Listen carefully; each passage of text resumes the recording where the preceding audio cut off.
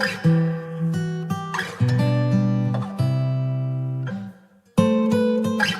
good evening and welcome to tonight's Cabinet of the 18th of November. Quite a historic Cabinet meeting tonight. We've got around 1,800 pages of agenda and making some of the, probably arguably the biggest decisions this Council will make, certainly in our administration. So an important night. I've got apologies for absence tonight just from Harinder. Are colleagues happy for me to sign the record of the decisions of the 21st of October? Agreed. Thank you. Declarations of disclosable pecuniary interests and other significant interests. Are there any? No? Okay, that's great. Let's move on then to item 4. As colleagues are aware, we're still trialling the questions to the Cabinet, which is a really positive addition to our democratic process, giving both members of the public and councillors an opportunity to ask questions directly to the Cabinet and get answers, not having to wait till the next full council, getting answers straight away. A reminder just on the order. So we'll be taking first questions specifically on agenda items, and I know we've got some on the Lidsing item, which Simon will be moving later. We then move into public questions more generally on other issues related to the Cabinet, and then finally we take questions from councillors. For members of the public asking questions, take your time. You've got up to 3 minutes, but actually we're going to be fairly relaxed. We want to make sure everyone gets their questions answered tonight. My colleague, or myself, if it's me answering the question, will come back with a response. You'll then have an opportunity to ask a short supplementary question, again related to the issue, obviously, you're asking your question on. You don't have to do that, but you do have the opportunity to do that if you wish. And for people logging on in particular, this is on the agenda supplement 2. Supplement 1 is the small matter of local government reorganisation. So with that background, let's move to the first question. I can see a couple of questions. I'm not sure if all are here tonight. If anybody is not here, we will answer their question, but of course there isn't an opportunity for a supplementary if it's a member of the public. Obviously, if it's a councillor, they don't have that anyway. So let's move to question A. Matthew Croft is not here, so I'll ask Simon to answer his question in absence. Simon, over to you. Thanks very much, Vince. And the question relates to the Lidsing community, the Lidsing Garden community development in Maidstone. And just to remind colleagues, we do have an item on the agenda about this, so I'll go into more detail then. So I'll just respond to Mr. Croft's question. I would thank him for the question and his interest in Maidstone Borough Council's work on a supplementary planning document for the Lidsing Garden community. Our Council's response to the Lidsing SPD consultation will seek effective mitigation for the impacts of the planned development on Medway. The specific matters in our response include, on transport, we are seeking early delivery of the new connection to the M2 Junction 4, wider transport improvements for local roads and bus services, walking and cycling to address, and all of these will address the impacts on Medway's transport. On environmental matters, we are seeking resilient corridors for nature, linking the Kent Downs National Landscape with Darlan Banks, which is a really important nature reserve within Medway, and the Country Park at Capston. Sustainable drainage and flood risk measures are important in designing development to address landscape impacts, including the setting of the Kent Downs, the historic environment, and protecting ancient woodland. We also want to see extensive new tree planting. On infrastructure services, we support the delivery of new services with the growth of Lidsing, but in most cases, residents will be using services in Medway, and we are aware of that. The Council is seeking developer contributions to enhance our services such as schools, health facilities, sports and leisure, green spaces, libraries and community facilities to account for the additional demands from the new development. This includes the development of a new secondary school to the south of Medway. Thank you. Thank you very much indeed, Simon. Let's move to question B, Milo O'Connor. Milo, I spoke to earlier on. He shared with me this is his first ever public question at a meeting of this nature, so you're very welcome, Milo. And I believe your question again is for Councillor Curry. Make yourself comfortable and please ask your question when you're ready.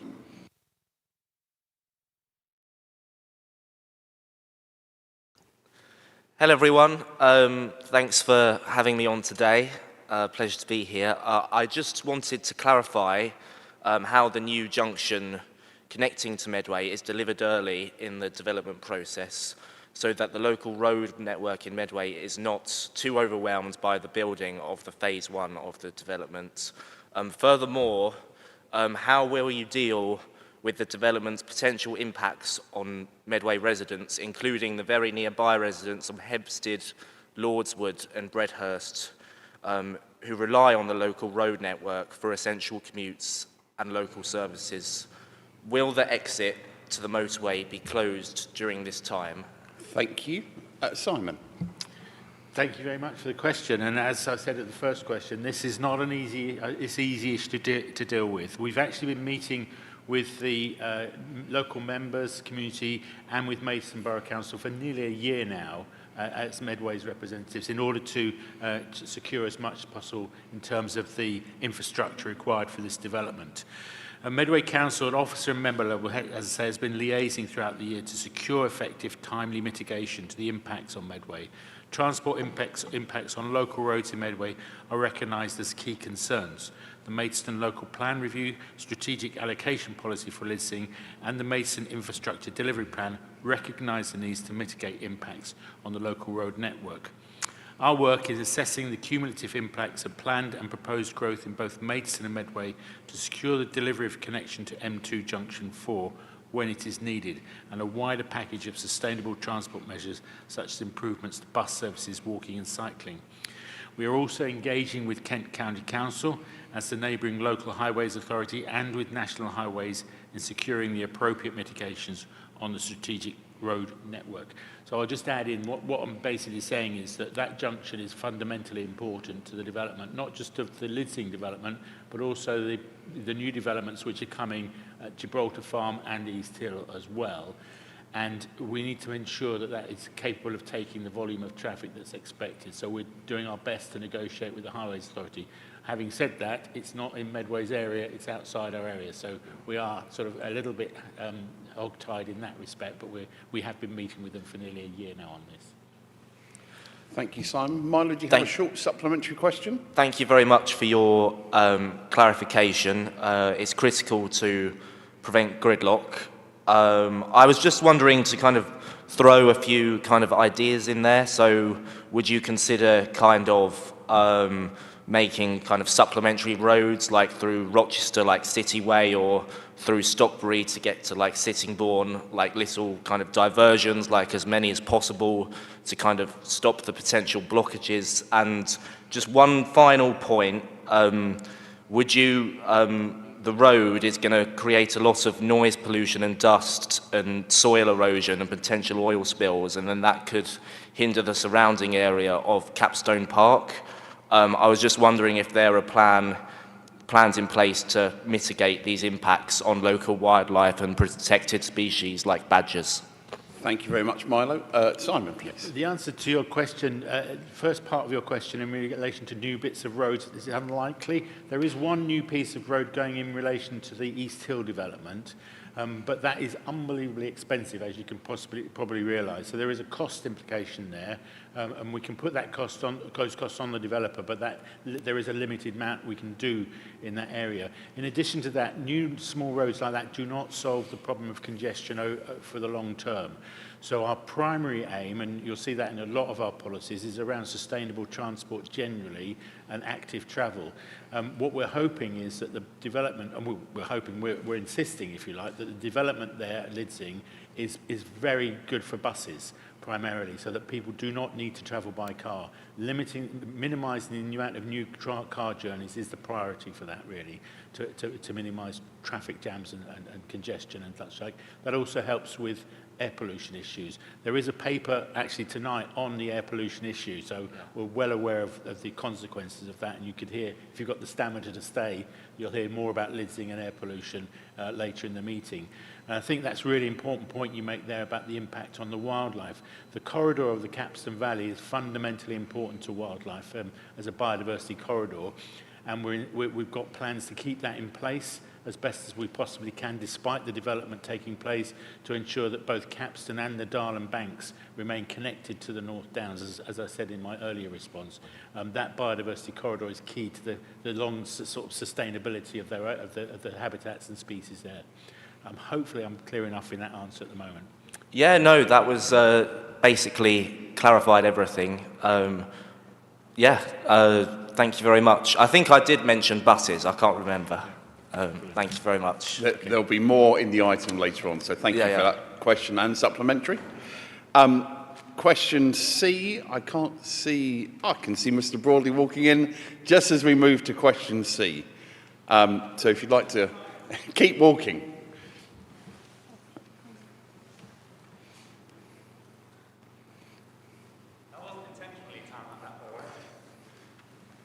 Saves you sitting down. I do have a changing of a word on this, by the way, just because I used the wrong R.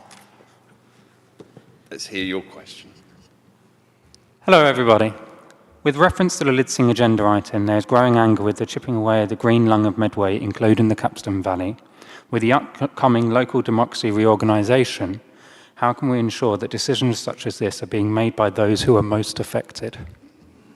Thanks very much for the question, really important, and there have been other questions on Lidsing already tonight, and obviously we've got the item later on. I'd say two things on this. I think it's fair to say that all of the politicians in both Medway and Maidstone dealing with this wish we weren't in the position we were in. And from a Medway perspective in particular, that's because we've gone more than 20 years without a new local plan.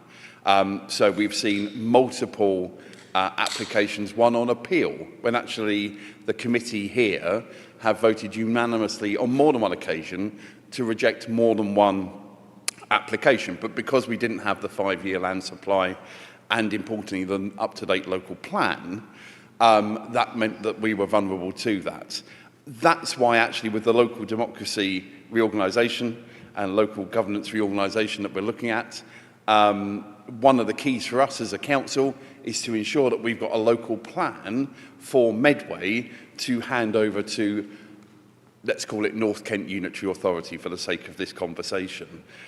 Because if we don't, North Kent Unitary Authority's planning for Medway will be based on the plan from more than 20 years ago. That's not acceptable. So the way we're ensuring that decisions are most functionally dealt with is by having that up-to-date local plan. Because if we don't have that, the new council, whoever is running that council, will be legally obliged to use that document, which is 2 years out of date, 2 decades out of date, sorry, I should say. So that's absolutely front and centre the most important element to this. Of course, there will be conversations around what local representation looks like. We don't know that yet. We're going to discuss some of that later tonight as well. But certainly, the key to all of this ultimately is having an up-to-date local plan, both for Maidstone, but importantly from our perspective around this table, for Medway. Do you have a short supplementary question Very short one, on that? Please go ahead. Can you give an idea? I support the Medway Council's redrawing of the boundaries. Can you give some kind of idea about how likely it is that the boundary of the new unitary authority will be extended to the M2 so that developments such as Lidsing going forwards come under the decision-making authority of Medway Council, who are going to be most affected?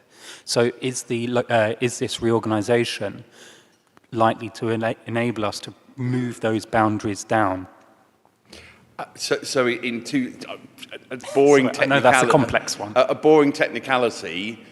At the end of this, Medway Council won't be doing anything because Medway Council won't exist. Neither will Maidstone, neither will KCC. It'll be up to the Secretary of State. If the Secretary of State looks at our option that we're considering tonight, and I've got a working assumption that my Cabinet colleagues will support 4D, but never assume anything, then obviously that does use the boundary of the motorway.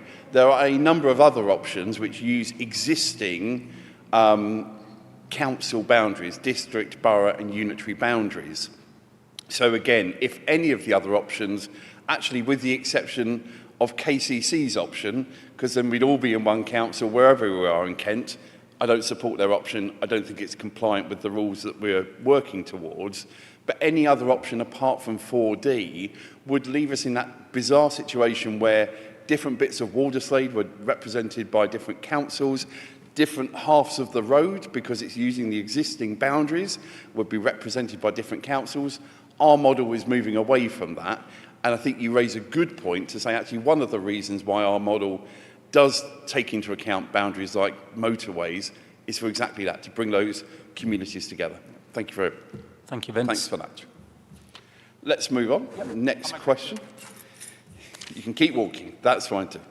Next question, Pauline Davis, I don't think is here. So, Alex, I'll move to you for your response, please.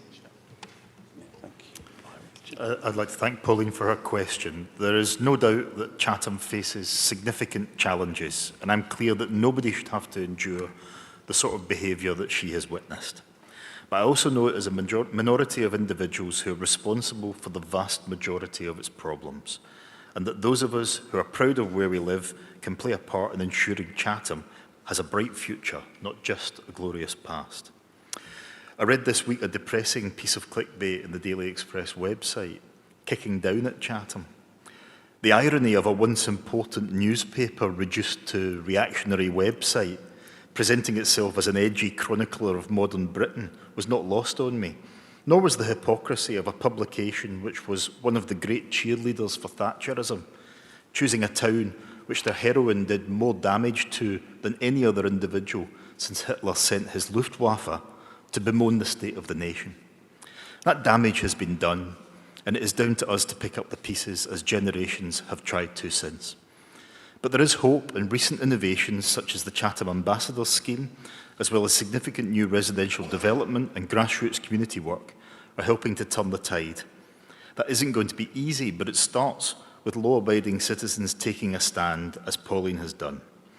I'm sorry she's not satisfied with the response from Kent Police, but I would urge her to continue to report crimes so that their resources can be targeted where they are needed most.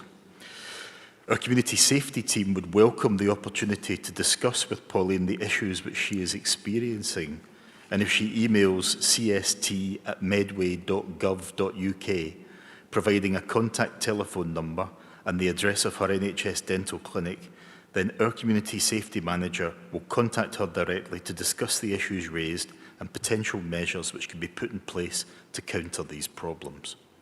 The community safety team work closely with internal and external partners, and initial thoughts are that this is likely to require a multi-agency response, including our community safety team, the Rough Sleeper Initiative team, Public Health, Kent Police, Forward Trust, and possibly our CCTV contractor. Our community safety manager holds regular meetings with a police inspector from Medway Police Station and will be able to raise the issues which she is experiencing directly with the inspector. Thank you very much indeed, Alex, for that, and I do hope Mrs. Davis takes up that opportunity to email through. Again, a good reason why we are putting these public questions out there, to ensure that people can speak to us directly as a cabinet. And we can speak to them directly as a cabinet too. Question E, Mr. Allison, I don't believe is here tonight, and that's to me, so I'll give a very brief response. I just want to pick up on three elements. Firstly, there seems to be some question around the sign-off by the Assistant Director of Legal and Governance. As I've said repeatedly in the public domain over the last few weeks, I have absolute confidence in the advice, guidance and support he gives this Cabinet and this Council, and this example is no exception to that. I'm really proud that we fly a number of flags. Just this coming week alone, we will be flying both the Transgender Day of Remembrance flag and also the White Ribbon flag, making sure that we stand up for those parts of the community and often not heard voices to say that this Medway is their Medway. Medway is for everyone. And therefore, to answer the question directly asked in the final sentence, no, I will not be withdrawing the policy. Thank you, Mr. Allison, for your question. Question F, Katrina Crowhurst, who I had the pleasure of meeting a couple of weeks back. Please come and ask your question. It's great to see you here.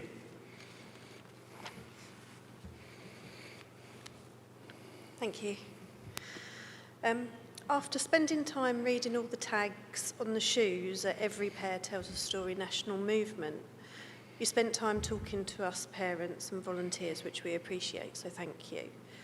I came home and I did wonder how you might have been impacted after reading some of the stories. It's clear that complete improvement is needed and that improvement needs to begin now. So with that in mind, as the leader of the council, I ask you how you plan to move forward with SEN special educational needs support and education in Medway. Thank you very much for the question, Katrina, and thank you and all the parents who came and gave their time to make sure the voices of our young people, often not heard loudly enough, were able to be heard in a really powerful way. And I'm absolutely aware this was part of a national message, both to councils but also to government as well. The conversations and the messages on the shoes were incredibly powerful and made me reflect a lot on what we need to do, but also what government needs to do as well. And before that event, it was clear to most of us around this table, if not all of us, that how we do send across the country and changes to the system can't wait. There's an urgency to all of this. So as a team, and I pay tribute particularly to my colleague Tracy Coombs, who's leading on this work for us as a cabinet, we're preparing for the forthcoming national SEND reforms. The white paper hasn't been published yet, so we're all eager to see that. It is likely to bring significant changes, both nationally but also locally, on how SEND services are delivered. And I recognise that not knowing, not having the white paper, it is also creating anxiety and uncertainty both for parents, for children, for families, for professionals. And I want to reassure you that we will continue to work as we transition to whatever that new way of working looks like. At the moment, schools are working on a new Ofsted inspection framework, which rightly places a greater emphasis on inclusion and making sure that it's the right outcomes for all children and young people. That means there will be a lot of change in our schools as they continue to develop. And our officers here at Medway have been driving improvements, including trying to reduce delays in assessments, which have been too long. We absolutely recognise that as an administration. We've now got ourselves to being in line with the national average, a 7% increase in the speed, which is good, but there's still more work to be done. We're not complacent. We're building and developing further specialist resources, adding more than 330 additional places in the last 3 years across special schools and resource provisions, with the aim of creating a further 435 specialist places before 2030, strengthening inclusion as well through targeted funding to schools, piloting different ways of working, including things like the outreach services delivered by 2 of our local school trusts to support schools to build on classroom strategies around pupils and driving that whole school learning to build knowledge, skills, confidence, as well as actually supporting workforce development, making sure the professionals have got things like trauma-informed practice training, free of charge to schools, really important. We're all under pressure budget-wise. And one of the things I would say in conclusion, the views of our parents and carers and children and young people are fundamental to ensuring that any changes that we have to the system here locally or indeed nationally are implemented successfully. We have an outstanding body in the Medway Parents and Carers Forum. We listen to their feedback directly. We listen to individual parents' feedback as well. And we'll keep the communication open. When we get the white paper, we'll publish clear milestones so everyone can understand timescales, and we will report progress, because ultimately children matter in Medway, and we need to make sure that as we go through that big change, whatever it looks like, everyone knows what to expect. If you have a short supplementary question, very happy to receive it. Thank you, I do.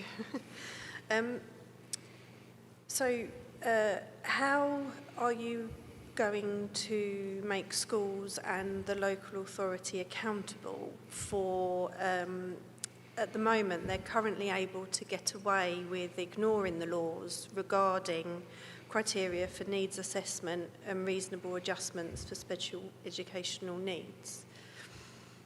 So I think certainly moving forward, obviously there will be reforms in the system. So I think for me it's about making sure that as we move forward, we reflect and, as I say, absolutely recognise that there is more work to do on this today, but importantly, with the system changes that are coming forward, making sure that we get to the very best possible practice. And again, listening directly to families, but also to professionals, and very importantly through the parent and carer forum. Again, that relationship is important because often many individuals won't want to speak out individually, so having that fantastic organisation being able to speak on behalf of parents and carers I think is really important. So we'll continue the dialogue, we'll continue the learning, we'll make sure that all parts of the system, when we're talking about education, health and care plan, we need all three of those bits, education, health and care, to be playing their part. And in some cases, that's happening, but in some cases, there are more improvements needed. Thank you very much, and I'm sure we'll speak again. Thank you.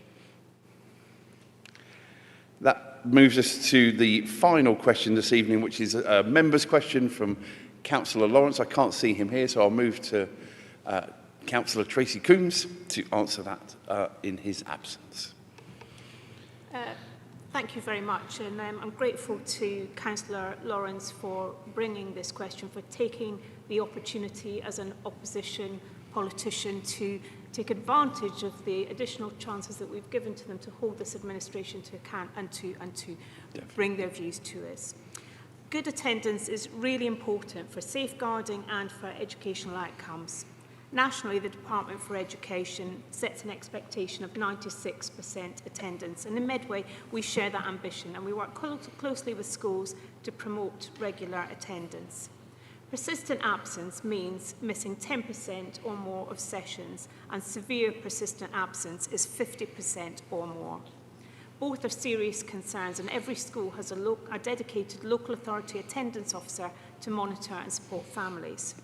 Where cases are complex, for example, those involving social care, or if the child or young person has medical needs, penalty notices aren't issued. Instead, we focus on support and interventions as required under Section 444 of the Education Act. Now, to the specific points in the question. In 2023-2024, there were 1,223 referrals. In 2024-25, this fell sharply to just 305, following new DfE guidance which required schools to show evidence of support measures having been put in place before they could seek enforcement. Since these statutory changes, the focus has shifted from enforcement to early intervention, which, as you can see, has led to marked improvements. The great majority of referrals come from secondary schools. At legal panel stage, for example, only 16 primary cases were considered in 23-24 and only 18 in 24-25. Regarding fines, in 2023-24, 29% of cases resulted in a fine. In 24-25, this rose to 41% of cases, and this was because the cases were more robust following the changes in the DfE guidance. There are just a very small number of repeat offenders, mainly families with multiple children, and these are closely monitored. And similarly, there are a very small number of active cases, which is due to ongoing support or pending legal outcomes. Finally, I'd just say it's important to recognise that the great majority of penalty notices are due to children being removed from school to go on holiday. Thank you. Thank you very much, Tracy. That concludes our session of questions this evening. Thanks to those members of the public and councillors who made submissions. We look forward to the next set of questions at our December Cabinet meeting. Let's move on then to the substantial item that we have to begin with, agenda item 5, local government reorganisation.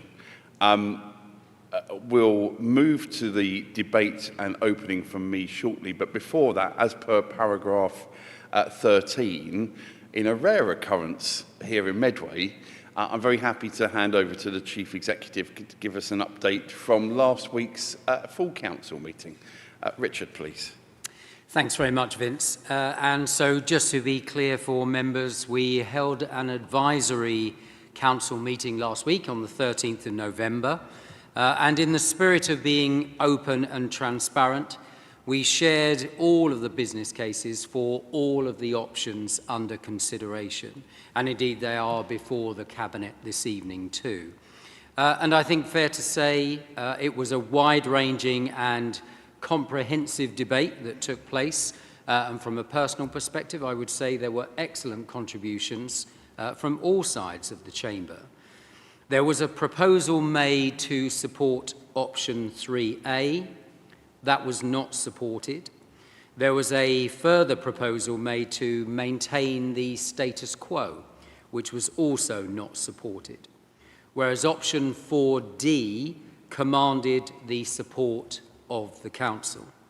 And on a personal note, if I can, Vince, I would like to take this opportunity to publicly thank my team who have worked collaboratively on the production of such a high-quality business case that is before Cabinet this evening, seeking to strike the balance between strategic scale and local identity, representation and accountability. Option 4D is Kent reimagined, bold new local government for the next generation to improve lives. Thank you, Vince. Thank you very much, Richard. And let me start my contribution in opening this item, following your excellent, as always, advice, guidance and feedback from last week, in echoing your comments around our brilliant team of officers who have worked incredibly hard on this from across the organisation, making sure that our voice is heard at every element of this discussion, working collaboratively, which is the spirit of our administration, but also absolutely recognising that for 13 other councils, they are not a unitary authority. So people are often coming to us for advice, guidance and understanding as to the day-to-day activities and how those things which currently are done by 2 councils for the other 84% of Kent, but done by one single unitary authority here.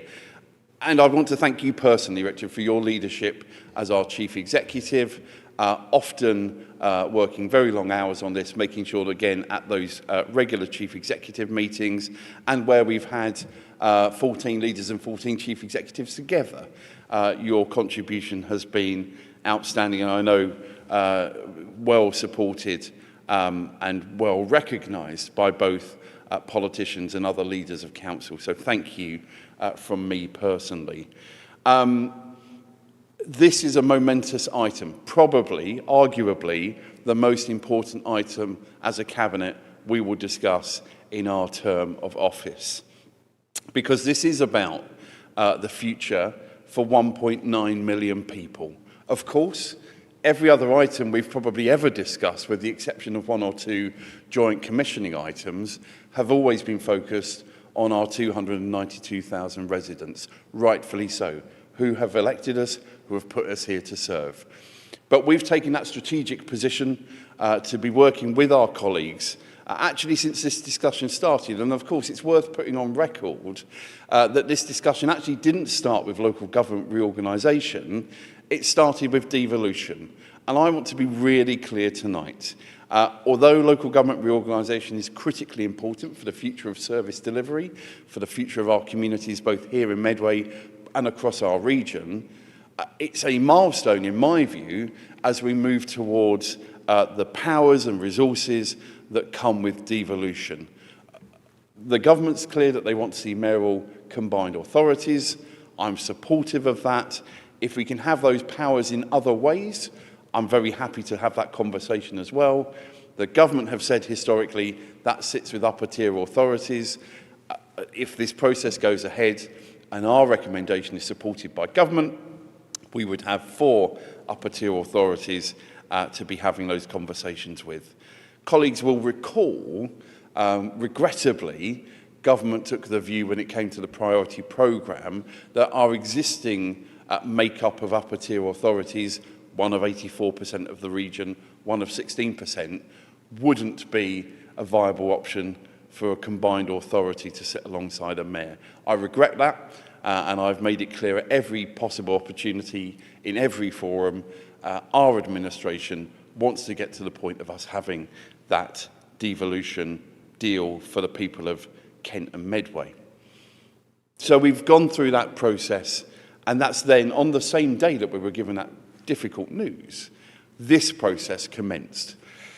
And I would put on record my thanks to all 15 leaders we've had in this time. Of course, it started with KCC being under the leadership of Roger Goff, and now is under the leadership of Lyndon Kemp-Carron, and of course the 12 districts and boroughs across the other 86% of Kent, 84% of Kent.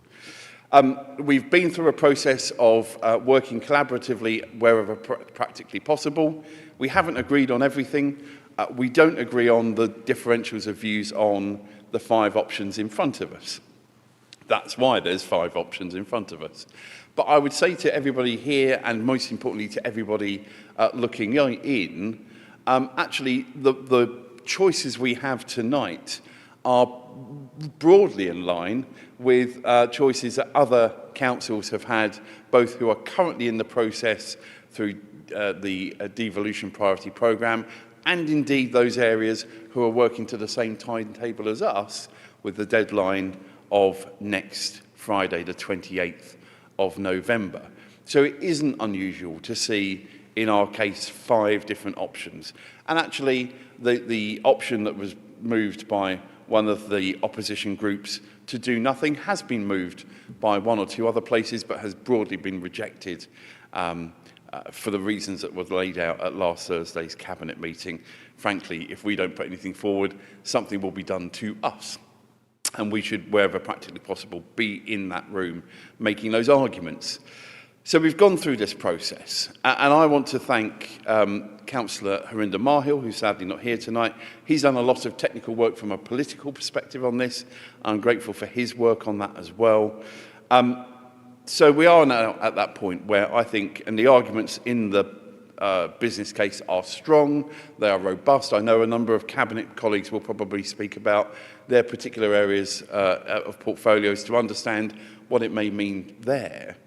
For me as council leader, it's about sending a strong message that we want to have councils which are in the similar vein of Medway, in the sense of big enough to matter, but small enough to care. If you look at the option of 3A, for example, our community would be in a council close to 700,000 on vesting day being the day that new councils are created.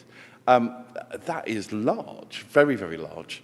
And I think probably, you know, our model gives us that balance between financial sustainability for the new councils with the council tax bases, but also councils that will be relevant to the residents across the region of Kent and Medway. So I'm very pleased to move 4D tonight. I'll throw it open to colleagues and then I'll say a little bit more in my closing remarks. And I'll start first with my friend and Deputy Leader, Theresa Murray. Thank you, Vince, and can I place on record my thanks to officers who have put together this really thorough submission. And I want to assure everybody that the submission is not just based on ideas, although there are many ideas in there. It's based on the facts and the public health intelligence that we have amassed in the council, and on a really exemplary, thoroughgoing business case that includes a lot of financial information. And that's important because we haven't treated local government reform as a distraction. I think officers in the council particularly have treated it as an opportunity. And I've been really admiring of the enthusiasm that they've shown and the excitement that they've shown about the opportunities that this will bring for them and for the people that they serve in Medway. And that is something I think to be quite proud of. They haven't been cowed by it. And for us as an administration, under your leadership, Vince, we're even more determined to carry on with our programme of delivery for all of the things that are inherently good for Medway and will be good as well for the new unitary, whichever shape it takes. This option is particularly designed for my portfolio to deliver place-based adult services and to improve integration with health and strengthen community care. We're already having discussions with our counterparts in wider Kent, and many of them, in the meetings I've had recently, for example, our Drug and Alcohol Prevention Conference, the Adult Safeguarding Executive for Kent and Medway, a business breakfast we had looking forward to our healthy workplace strategy. And at many other meetings, I've seen people in wider Kent also excited about being part of a unitary model, a more straightforward model to understand, and a model which gives them as professionals much greater opportunity to deliver things quickly. And for us as politicians, to be close to our communities, as we have remained as a unitary authority in Medway, not remote and 2 layers of governance away from the people that we represent. In particular, we have got an opportunity here to make sure that the 4 unitaries concentrate on the particular needs of the 4 areas of Kent, because they are different. We've got concentrations of older people, we've got higher urban deprivation and a greater concentration of population in North Kent, and we've got more complexity in other parts of the county associated with older people's health needs, and sometimes actually associated with the sort of economic picture that are there.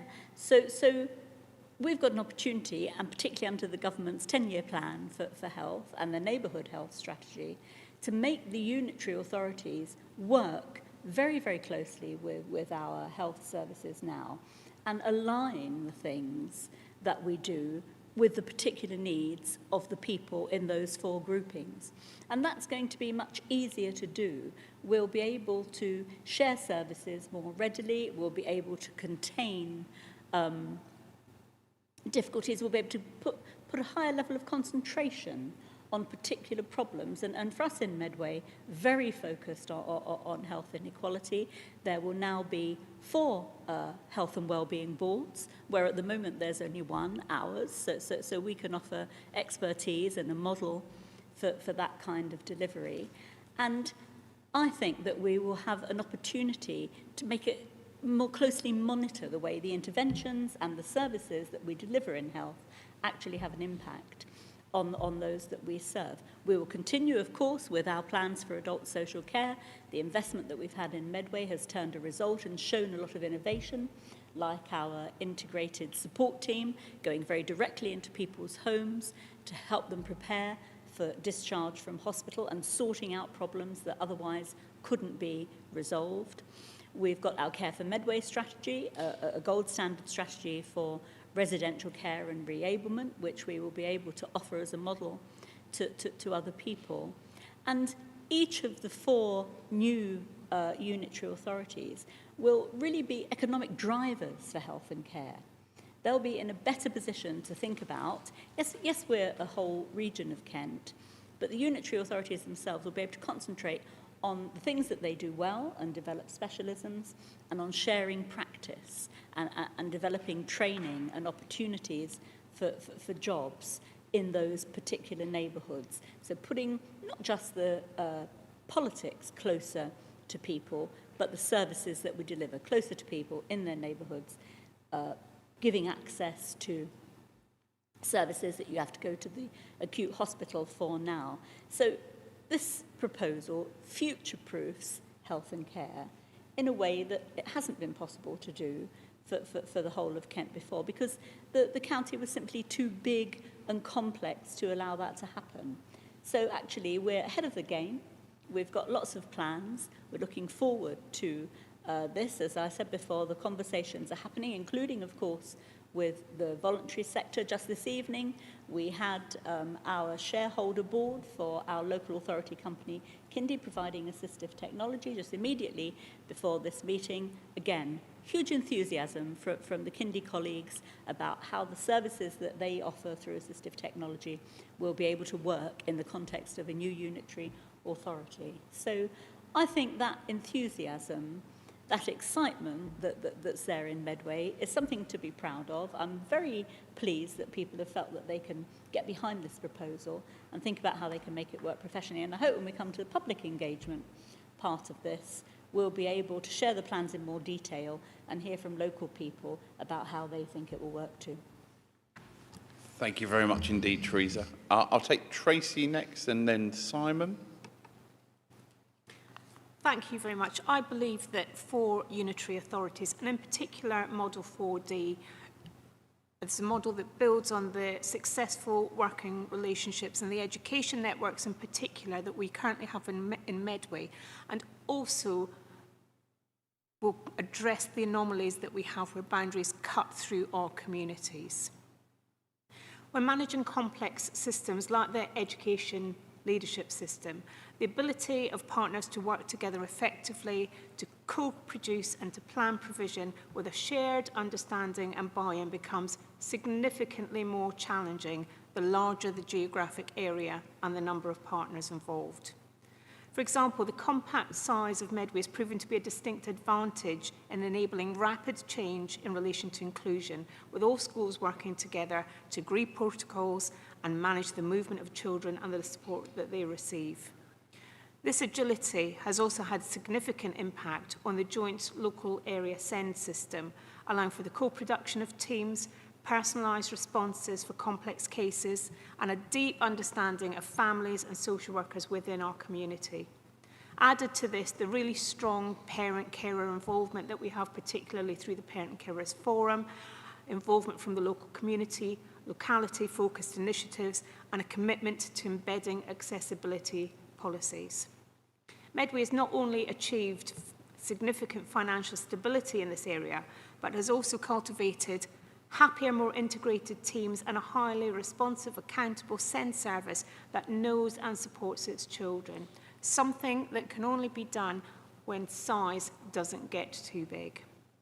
In particular reference to the changes to the boundaries in 4D, this is a historic opportunity to address the anomalies that we currently have. The changes to the boundaries outline the local school networks and communities in terms of partnership working and pupil travel patterns.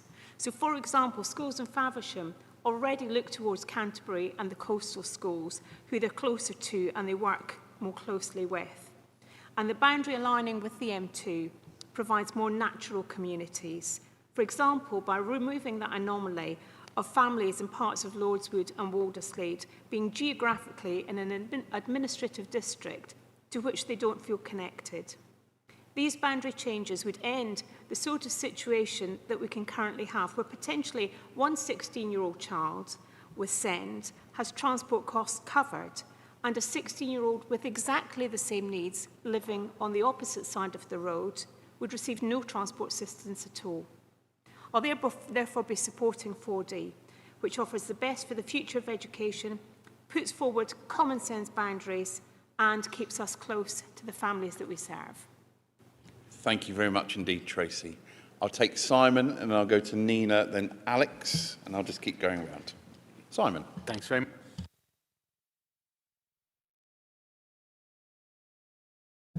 That's better. I'll approach this from two perspectives. Firstly, reflecting on my own career, I began life very early on as a local government officer at district level, and have come back in later life as a member working with a unitary authority, and the difference is remarkable, to be honest.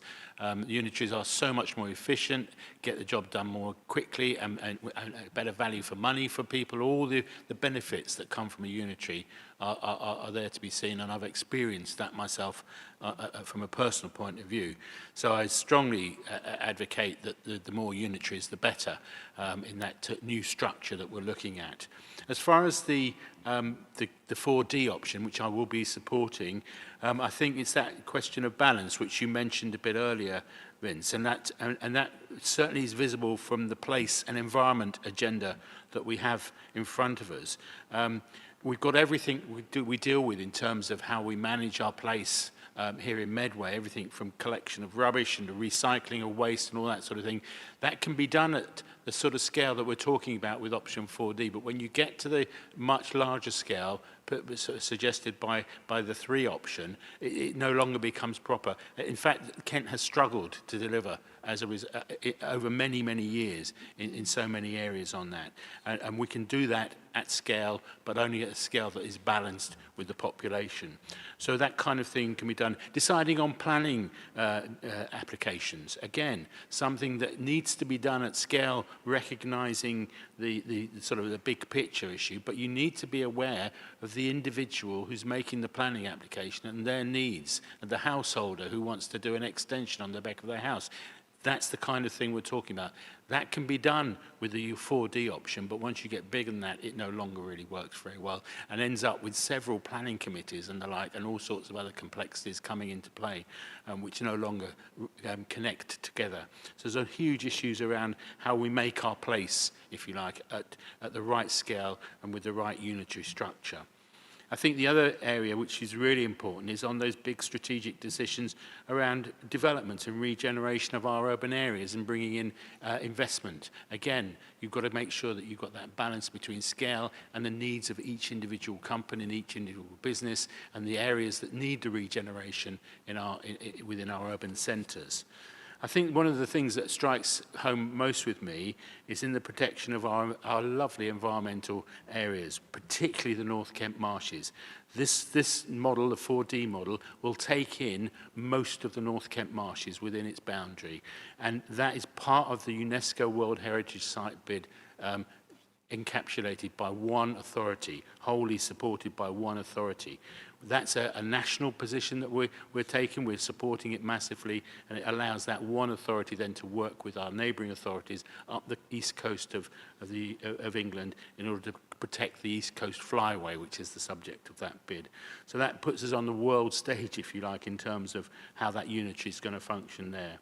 And also the Chalk to Coast initiative, which is another landowner and farmer-led initiative running from the North Downs down to the North Kent marshes, where the landowners have said we need to do better for our environment and our farm productivity and how we manage our land and our landscape better. That would all lie, virtually all of it would lie within the new authority. And that's something we've been massively supportive over the last few months and will continue to support into the future. In fact, I was meeting with them yesterday on this. There's all sorts of areas where this new structure will really pay huge dividends and benefits to our community from a place perspective, and it's something that we should strongly support. Thank you. Thank you very much, Simon. Nina, please. Thank you, Vince. I am in support of option D as it offers a bold, balanced and future-ready route to reset local government for the next generation, and delivering world-class public services, financial resilience, and community empowerment above all.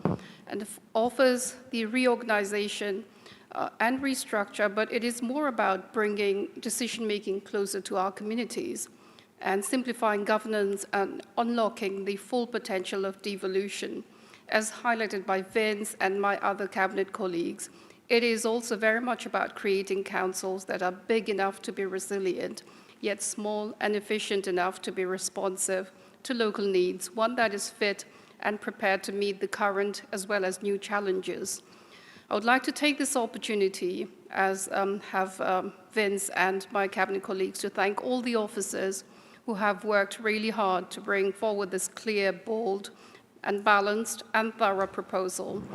With regards to heritage, culture, and leisure portfolio, the proposed reorganization will bring together services under a single-tier structure, enabling a more coherent planning and delivery of strong cultural, heritage, and leisure services.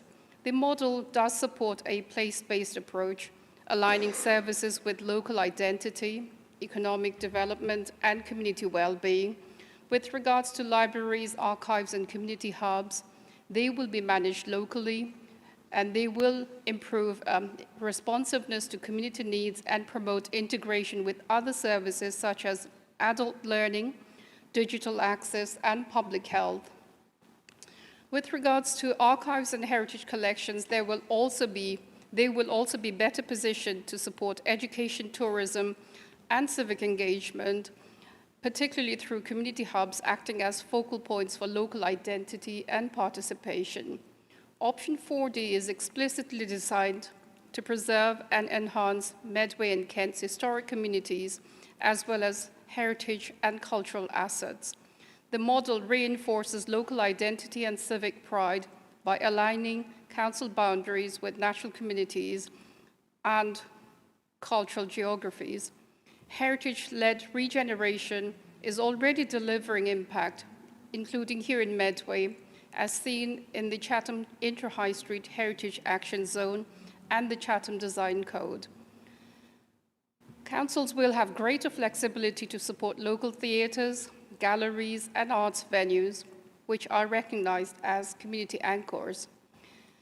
The model enables tailored investment in cultural programming and events that reflect local identity and support economic growth.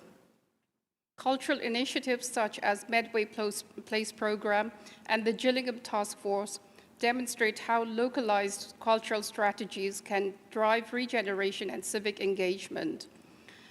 With regards to leisure and sports services, our leisure parks, centres, and sports facilities will be effectively managed by the new councils, allowing for enjoyment of local residents while also aligning with local health and well-being priorities.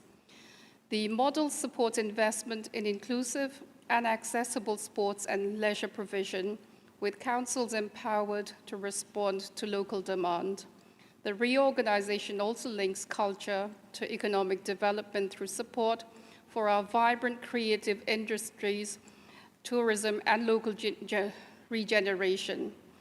Councils will be able to lead on cultural strategies that celebrate local identity while driving inclusive growth, supported by partnerships such as Creative Medway, as well as Kent and Medway Economic Partnership.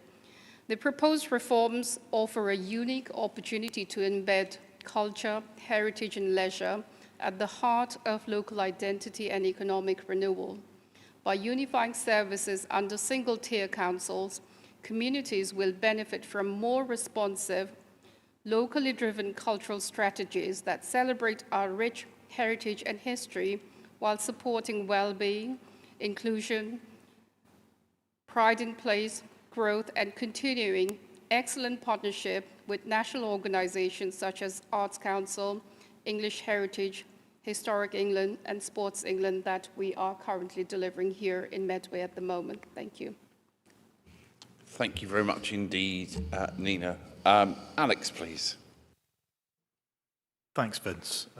I'm pleased to be able to speak in support of option 4D, not because it's the only possible outcome, but because it's the one which best reflects on the world as it is now and dares to imagine something better. Ultimately, any local authority boundary, like any international boundary, is simply an arbitrary line on a map. So whether the shape of your administrative area is defined by the 49th parallel, or the Rio Grande, or the River Medway, or the M2, it's to some extent simply a quirk of geography. Borders change just as the people who live within them change. Some members of the council seem determined to cling to arbitrary lines which were drawn long before any of us were councillors, and indeed before I was born. I, for one, don't believe in the municipal infallibility of local government reorganisation in 1974 any more than in the decisions in the 1990s that created this unitary authority. This is an opportunity to shape the place we love, which we must grasp. And in reaching a conclusion, we can only apply the best evidence we have in front of us. Resolving the problems of the past and present are the best we can do for future generations. The question of local government reorganisation was one which vexed one of my political heroes, the great Clyde-built trade unionist Jimmy Reid. And in his famous rat race speech he delivered at the University of Glasgow in 1972, a speech which was reprinted in full in the New York Times and hailed as the greatest since Lincoln's Gettysburg Address. And at this point, I was probably the first person to mention Marx's theory of alienation in this chamber. I'm certainly the first person to do it twice. But in bringing Marx's theory of alienation up to date for his audience, Reid made a passionate plea that local government reorganisation be seized as an opportunity to decentralise as much power as possible back to local communities. Instead, with the creation of monolithic regional councils in Scotland, the largest of which had a population of 2.5 million people, he correctly predicted that those plans were in fact a blueprint for bureaucracy, not democracy.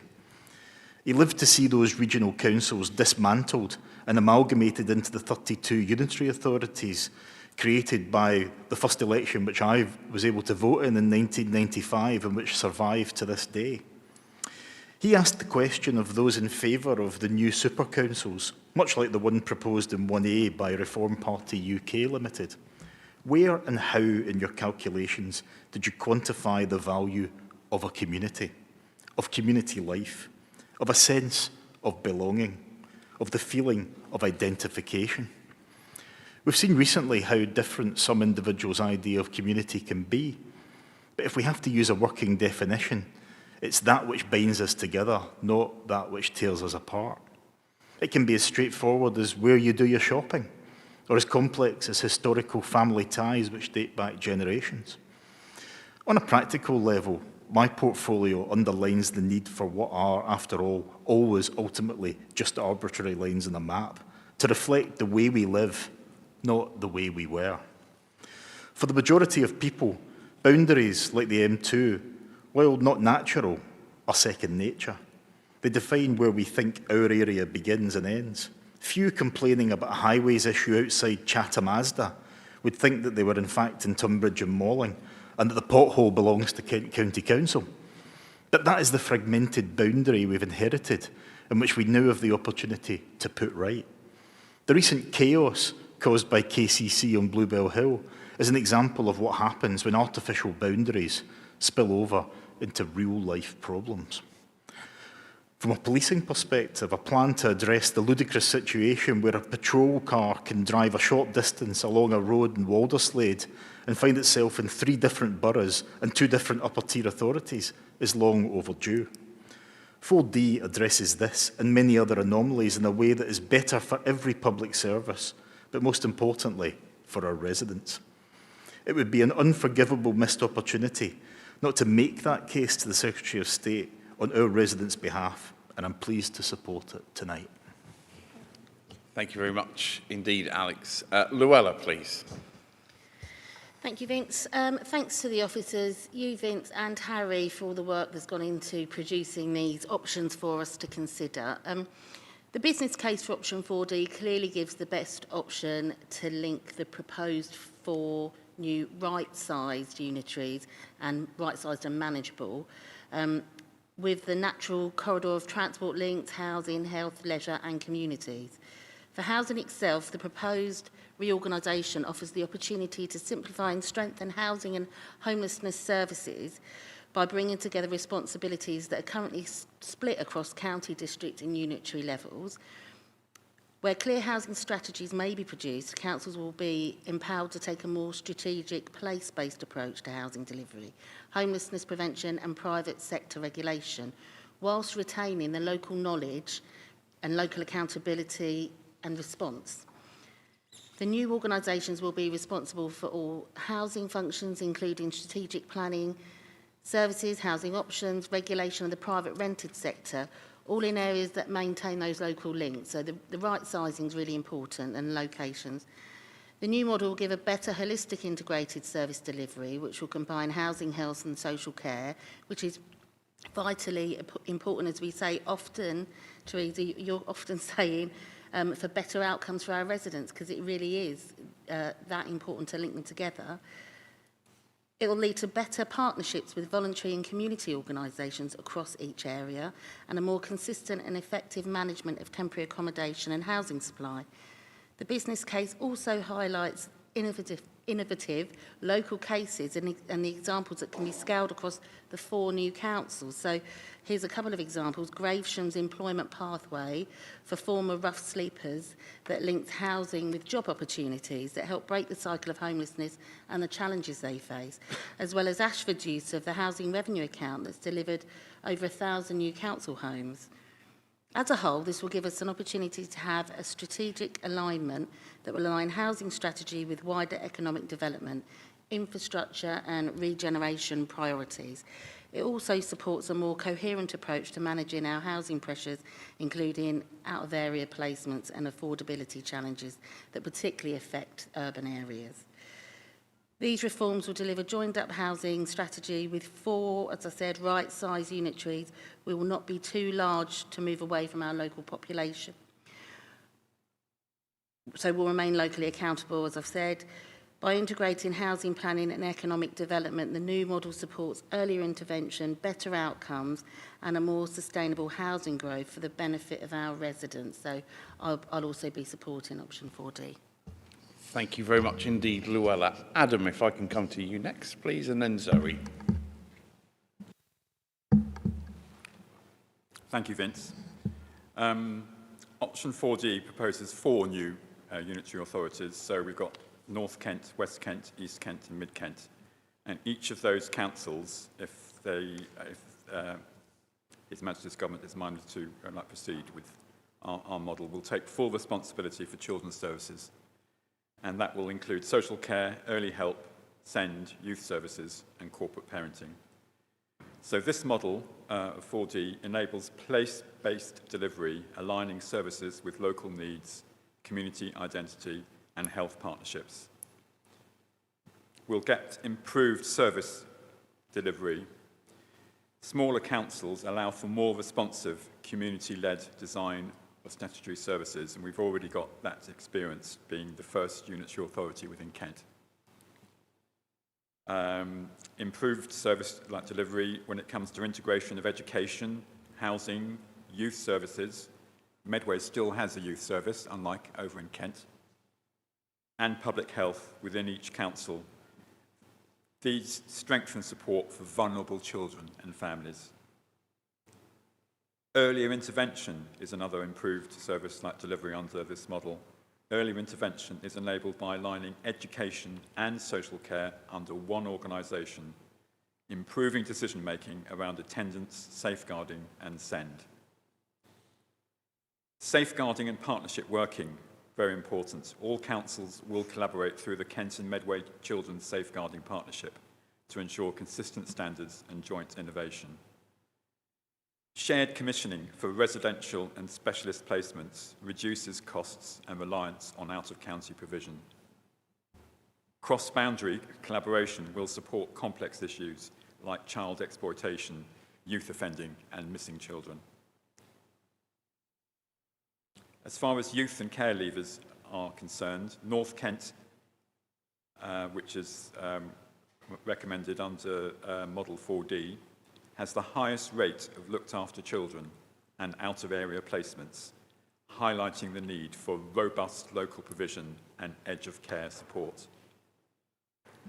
The model supports youth mentoring, family hubs and integrated early help pathways tailored to local challenges.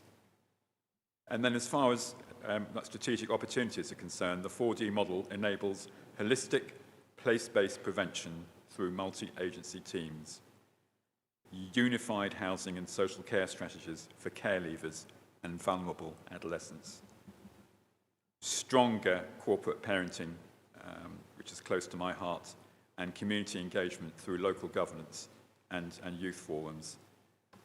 Through the corporate parenting that we have within Medway, it's more possible for members of the corporate parenting board to actually know the looked after child who's in foster care. And I've got first-hand experience as I've been matched with one of the foster children who's been matched with me, and I was pleased to see him at the Time to Shine on Friday. Across a larger authority of the scale of Kent, how on earth are you going to know what was your county councillor and your district councils, which are going to be coming out under the new arrangements? So that to me in itself is a really powerful example for going for 4D. Option 4D strengthens children's services by aligning delivery with local needs, enabling earlier intervention and fostering strategic collaboration. It creates the conditions for stronger families, safer children, and better life outcomes across all 4 councils. Thank you. Thank you very much indeed, Adam. And I'll take Zoe.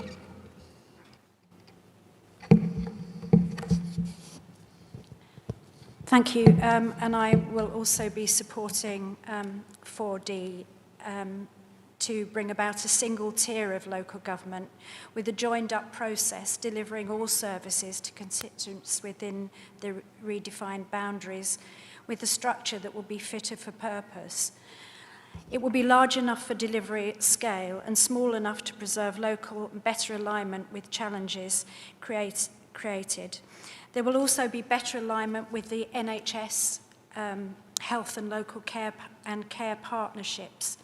4D gives more manageable electoral ratios and brings stronger local democracy with better fiscal resilience across all authorities.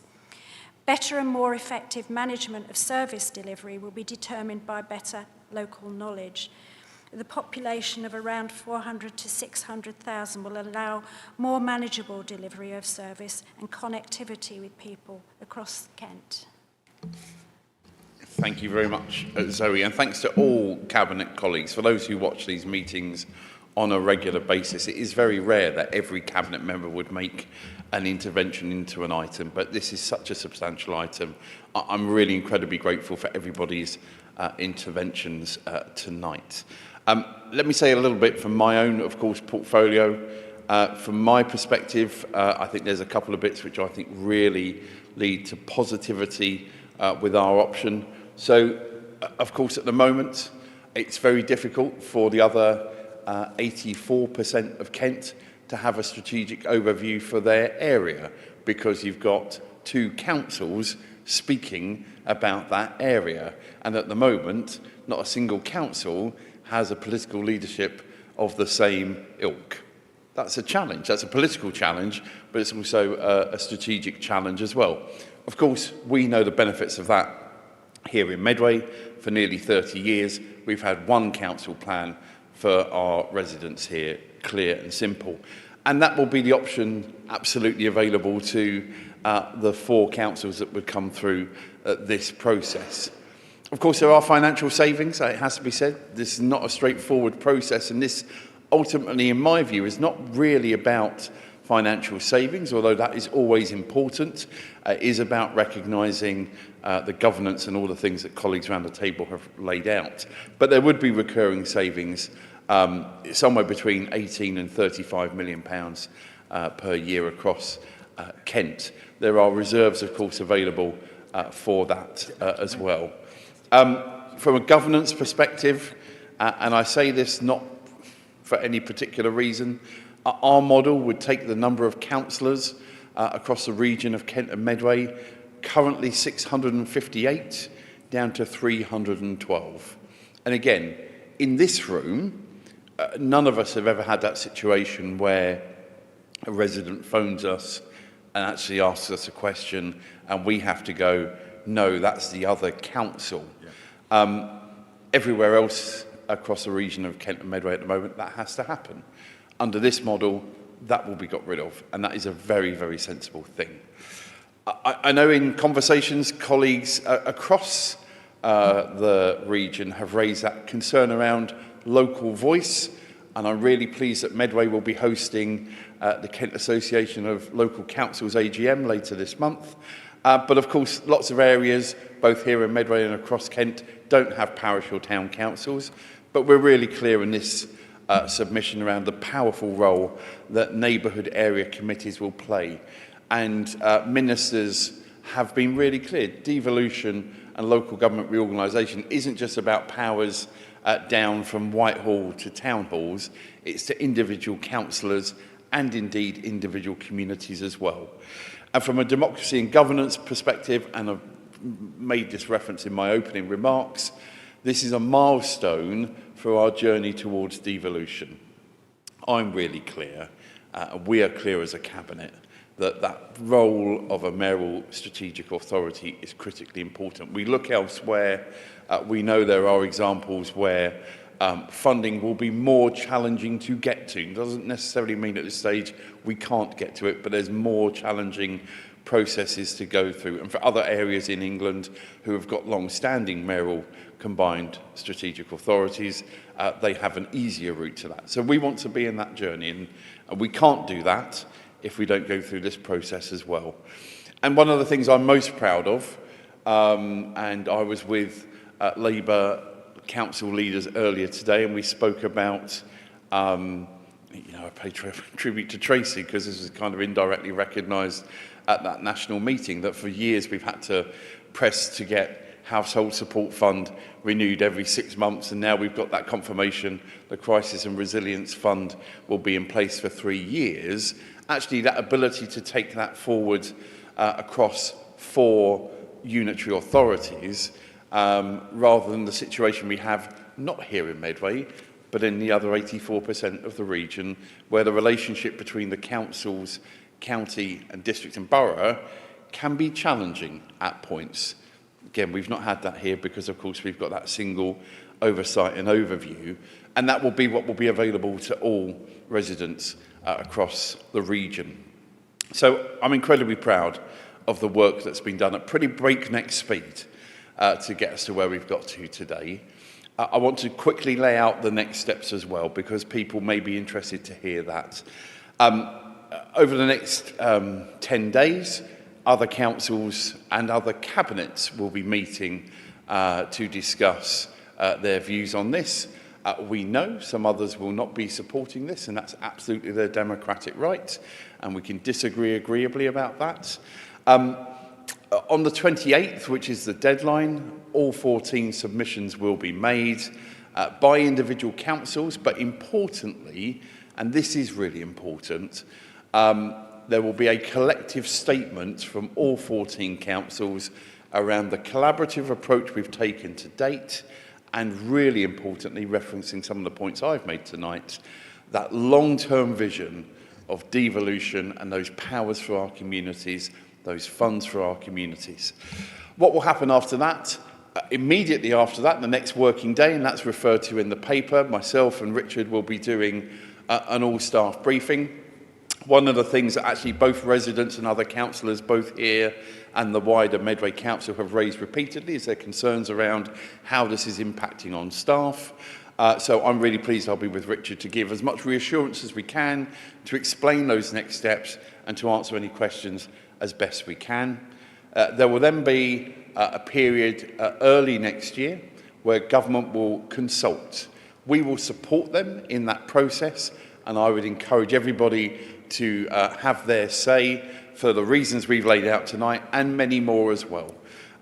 We'll be taking an opportunity using Medway Matters Live to again engage with residents to get their views heard. And then ultimately the decision will be made by the Secretary of State. It's on the public record that that decision will be taken before the summer recess. So in mid-July, we will find out the destiny for our local government structures, both here in Medway, but of course the region of Kent. So I'll finish this item by reflecting back over the process we've gone through so far. I was on Radio 4 on Sunday talking about the last 2.5 years and reflecting back on the fact when I was stood next to Keir Starmer on the pier with many of you here, if you'd said to me at that point we'd be having this conversation, effectively moving a report that will delete all 14 councils across the region of Kent and Medway, I would have probably gone, I don't think that's the case. We know our government, it is our government as a cabinet, have been really clear around both local government reorganisation, but importantly devolution. They're putting powers back into the hands of people. And this process is part of that process. So I'm really proud of the work that's happened. I want to thank everybody around the cabinet table tonight. I want to thank members of the cross-party working group. That has been a really positive environment. Again, we haven't always agreed, but we've disagreed agreeably. And both the full council we held last week, and actually the briefing session we had on devolution and local government reorganisation at the start of the year as well, in all those cases, contributions from all sides of the chamber have been welcome. I haven't agreed with them all, but they've all been welcome because that's part of the process. And ultimately, we will move forward as we get to the 28th, as we get to the position that we have taken tonight, and we listen carefully to what other councils are doing across the region. But with option 4D, I'm really clear. I thank colleagues for their contributions tonight. we are putting forward a Kent reimagined. It is a bold vision of new local government for the next generation to improve the life of our residents and residents across the region of Kent and Medway. So I thank you all. Is the recommendation agreed? Agreed. Thank you, everybody. Let's move on to the next item, which also sits with me. And I'm minded to probably take the four budget items up to item 9, and then have a quick 5-minute adjournment. I'm conscious we've already been going an hour and a half, and we're only on item number 6 of 21. So if colleagues are happy with that, we'll go to item 9, and we'll take a quick 5-minute adjournment. So that takes me to item 6, Revenue Monitoring Round 2 on page 43. I'll move the recommendations as laid out in the report. In very simple terms, we continue to make progress. We know the challenges that we have for this financial year. They're laid out in both the summary overview in paragraph 5, but importantly across the different areas of the directorates later in the report. I know that colleagues here are having those regular catch-ups with assistant directors, directors and others to look at this work in detail. We have one of our meetings later this week as the team of 25, where again we take that strategic overview as to what we're doing as a council. And again, some of the items within this report will be discussed there. So I don't intend on saying much more. The report speaks for itself, really. And again, rest assured, through our work on the plans that we've worked through with SITFA historically, the Financial Improvement and Transformation Plan and others, we know the job at hand is not done, but I'm pleased with the progress we've made in Quarter 2, recognising some of the challenges here are out with our particular control. At that point, I'll pause. I'll take Teresa.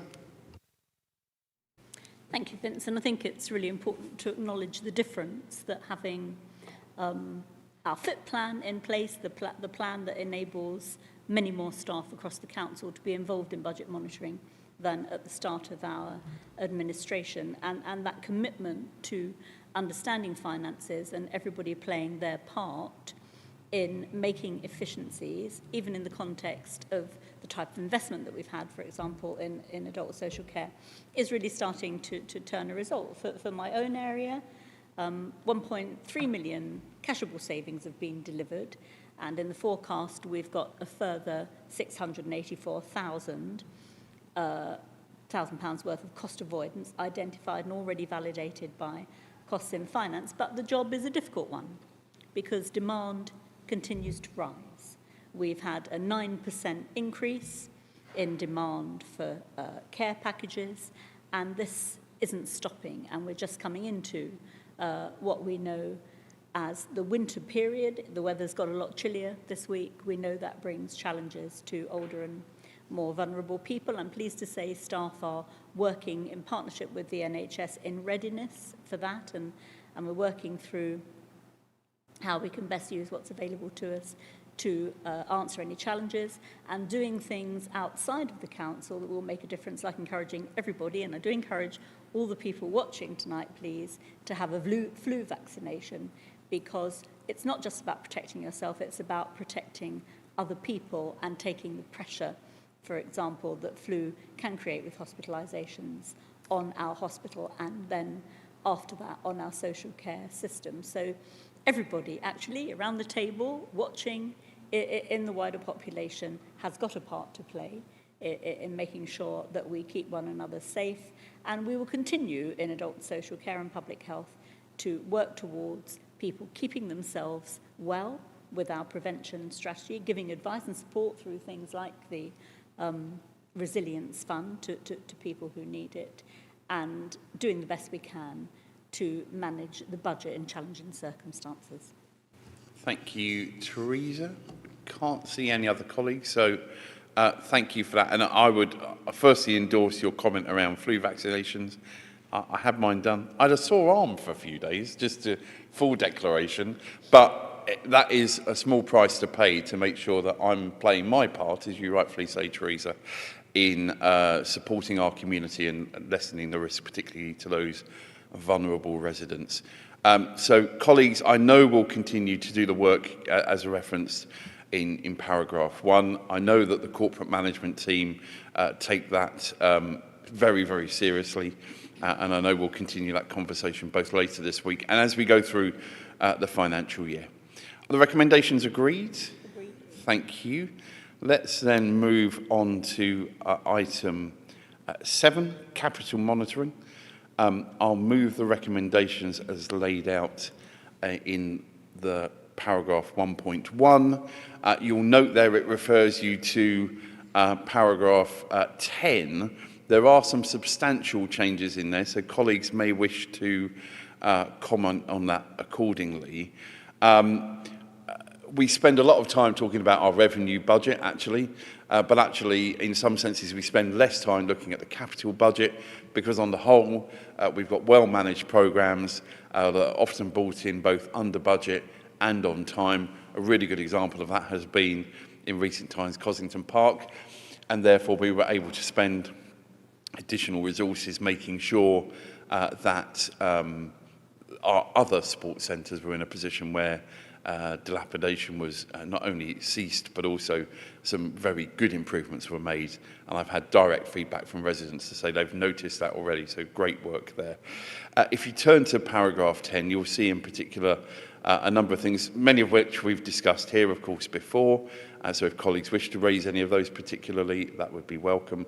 But if not, I'll pause at that point and see if colleagues have got anything they wish to add. Simon, please.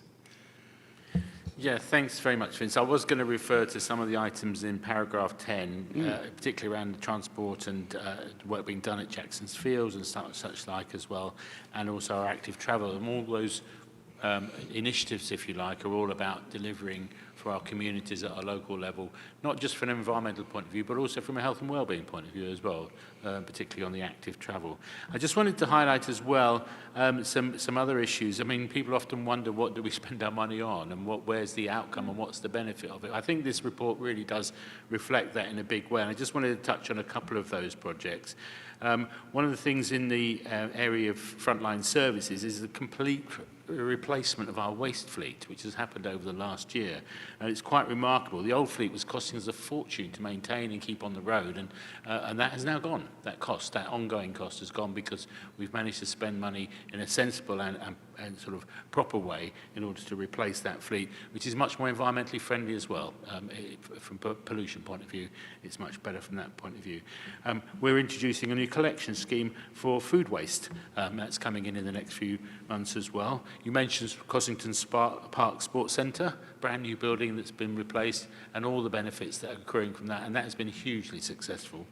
And I think also, just to reflect on a couple of other things, a significant amount of the capital money is being spent on our green spaces, both in the Horsted Valley, Luton Millennium Green in my own ward, Rainham Rec, Hook Meadow, and we've got 2 new sites at Deangate and Temple Marsh now coming forward as well. So a lot of new work being done on our green spaces, again, not just for the environment, but for our communities as well. IPM is now fit for purpose, and the first big project there is the care home, the Care for Medway project that Therese has been so passionate about, and we support.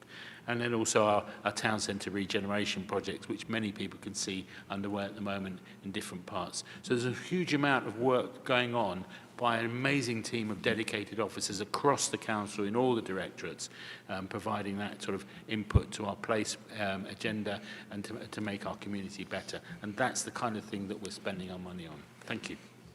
Thank you very much indeed. Alex? Thanks, Vince. Just want to pick up briefly on the significant investment that's happening in our CCTV cameras across Medway. That's something that I'm really pleased it was happening anyway, but has actually, the success of that has been built upon by the fantastic work done by specific individuals working for Kindy in that sector. And the engagement that they have had both with ourselves as members. We've tonight just had a shareholder board meeting with Kindy, and that was very reassuring to see the investment that they are making in CCTV as well.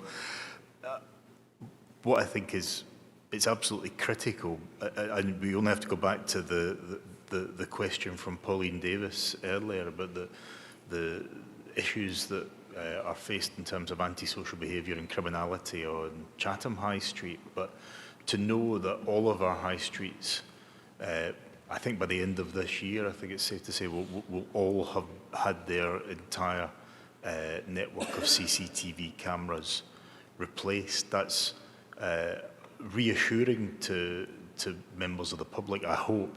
It's no substitute for community policing, but I know that that's something that our friends at Kent Police are committed to undertaking as well. But we can all play a part. It's a multi-agency approach, as the solution is to so many of the problems that we face. And I just wanted to highlight that has happened and is happening, and I'm fully supportive of it.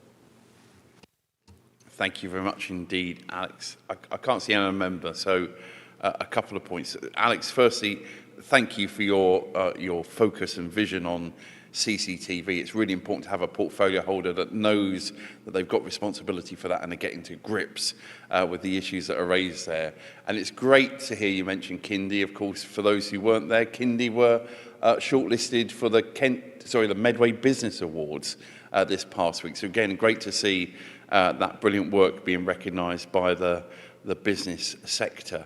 And Simon, on your point, absolutely, one of our 5 pledges around better access to green spaces, we're investing in that, and I'm proud of that. And it gives me a great opportunity to say thanks to the Second Cliff Squirrel Scout Group, who were there a couple of weeks ago, placing acorns, literally planting their future. It's a great community event, and absolutely making sure that they have that personal investment into the community. So thanks to all of the squirrels and their leaders who took time out on a Saturday to support that activity. Again, in both those cases, capital spending, but absolutely not necessarily about buildings, which people automatically think about when they think about capital spending. So thanks to colleagues across the Cabinet for your work, both engaging in the programmes to ensure upkeep and replacement where appropriate, and also that new exciting programme as we move forward. Are colleagues happy to support the recommendations as laid out in the paper? Thank you. Let's then move to the next item, which is 1 Medway Financial Improvement and Transformation Plan, the FIP plan, Q2 update. Recommendations as laid out in paragraph 1. Real kind of the third piece of this puzzle. And I want to thank colleagues. And as Teresa said earlier on, one of the things I'm particularly proud of through the FIP process is ensuring that people know that, of course, there's a finance portfolio holder, there's a chief operating officer, but actually finance does belong to everybody. And I think now more than ever, the organisation understands that, and I personally welcome that. I think it's an important part of people understanding resource management, etc. And the information that's out there, the Power BI type information, which again we're sharing publicly. We don't have to do that, but we choose to do that because we are an open and transparent organisation. And residents there can see that we've already made over nearly 60% of the overall target for our savings, recognising that in paragraph 6.2. So I'll pause at that point. Again, the report is self-explanatory. Happy to take any comments or questions. Teresa, please, and then Simon. I think, Vince, in addition to the things that you've said, one of the things that the FIP plan shows is our determination to put trust in people and give them autonomy of decision-making and listen to what they say. And I don't think those opportunities under the last administration existed for our staff. I think a very small number of people were involved in making financial decisions, and therefore people felt that whatever was coming down the track was done to them, not with them. And we've been, I think, successful in changing that. And I thank the staff for willingly stepping into something that perhaps they hadn't been used to doing. But actually, it does give them that sense of professionalism, autonomy, and trust. And I think, you know, in the context of the values of the One Medway Council, what might seem to some people to be a sort of bureaucratic action actually is a lot more than that. It's about giving everyone a bit of skin in the game and saying that they have got a part to play in validating the things that we're trying to do, and the ability, if they feel that they want to disagree with us and put forward an alternative, that's actually there. And I've seen that in action, and I've seen in adult social care, I mentioned before the Medway Integrated Support Team, but that is a grassroots piece of innovation that has come from staff, looking at a problem, thinking about how we can better improve discharges from hospital and make people safer and happier and more independent in their own homes, coming forward with an idea, asking for investment, pushing it together, making it happen, and actually in a matter of months making a real difference. And I think the understanding that there is the flexibility to make the money work for our residents in ways that we see fit, that's a case that proves the theory, if you like, that if you give people the opportunity, they will take it and run with it, and that's already happened. And that is by no means the only example across the council. There are lots and lots of others, including some that actually have involved residents as well. Thank you very much, Teresa. Simon? Yeah, thanks very much. To sort of build on what Teresa's just been saying, really, I think this is one of the ways that we demonstrate how One Medway actually works. For everybody. I mean, that shared responsibility is writ large in the numbers that we can see here. It's something that we've been very passionate about right from the beginning when we took on the administration, that we were all a big team working together. That's reflected in the way the team of 25 works and how close we are to you know, knowing, understanding what each other's areas of work are now, much better than in previous administrations, I think. And the two key drivers of value for money and quality of service, that's what local government is all about, if you like, when it comes to finance. Those are being achieved. And the delivery of the forever services that we have to do, whether it's waste or education or social care, all those key things that will always be there as part of our responsibility, we're doing that in a big way. And I think Tree's just highlighted that 59.3% of the target has already been achieved by Q2. That is incredible. That's a £5 million saving on council services. I mean, you can't argue with how well this is working when you look at the figures. So I really support this, and we should continue. Thank you. Thank you very much, Simon. I can't see any other colleagues, so I thank both of you for your contributions. And I would agree, look, we knew on literally the evening we were elected at the Medway Park Sports Centre that we would have financial challenges. We knew that before then, actually, frankly. And we know the reasons why. When the former leader of the council stood up to a question from Joe Howcroft-Scott and made it very clear that there was a 91% cut in the revenue support grant, whoever won that election was going to have to take some difficult decisions. We know that on things like property rationalisation, those decisions simply hadn't been happening. So we've been making progress in a number of areas, both around cutting costs, but also increasing revenue where possible as well. So, of course, there's more work to do. We continue that work, and it feeds into the previous two reports we've had. So I'm grateful for the work that's ongoing. And I know colleagues and CMT members will be working together as we move towards the end of this financial year. The recommendations agreed. Thank you. We'll take this final item before we have a brief adjournment. And that's on the capital and revenue budget for 26-27. I'll move the recommendations 1.1 and 1.2 to begin with. And again, I want to put on record my thanks to officers who have been working on this tirelessly. We are in a pretty unusual set of circumstances. As is often said, budgets are built on assumptions. This year, there are a couple of things which could impact on those assumptions substantially. And again, I pay tribute to Phil and his team, working closely with professionals in central government. But we know there's a fair funding review that will be announced imminently, and we know that we're likely to see a multi-year settlement for local government for the first time in well over a decade. Both of those things are important to be able both to plan, but also on the quantum of cash we may have. And of course, there is a third thing that undoubtedly will impact, and that's the budget that we'll see from Rachel Reeves next week. So, as is always the case, and many of us know this, having sat on scrutiny in previous electoral cycles, I recognise that in sending this to the scrutiny committees, they are somewhat limited in what they can do, but I think it's an important part of our process. Not every council does this, not every upper tier council in Kent and Medway does this, so it is an important part of our process, and I do genuinely look forward to hearing the feedback from those scrutiny committees. Of course, it will then come back to us as a Cabinet before ultimately going to Council on the 26th of February. So we will keep colleagues informed and updated as the information comes forward. There is a challenging gap at the moment. We can see that, and that's very clear in the papers.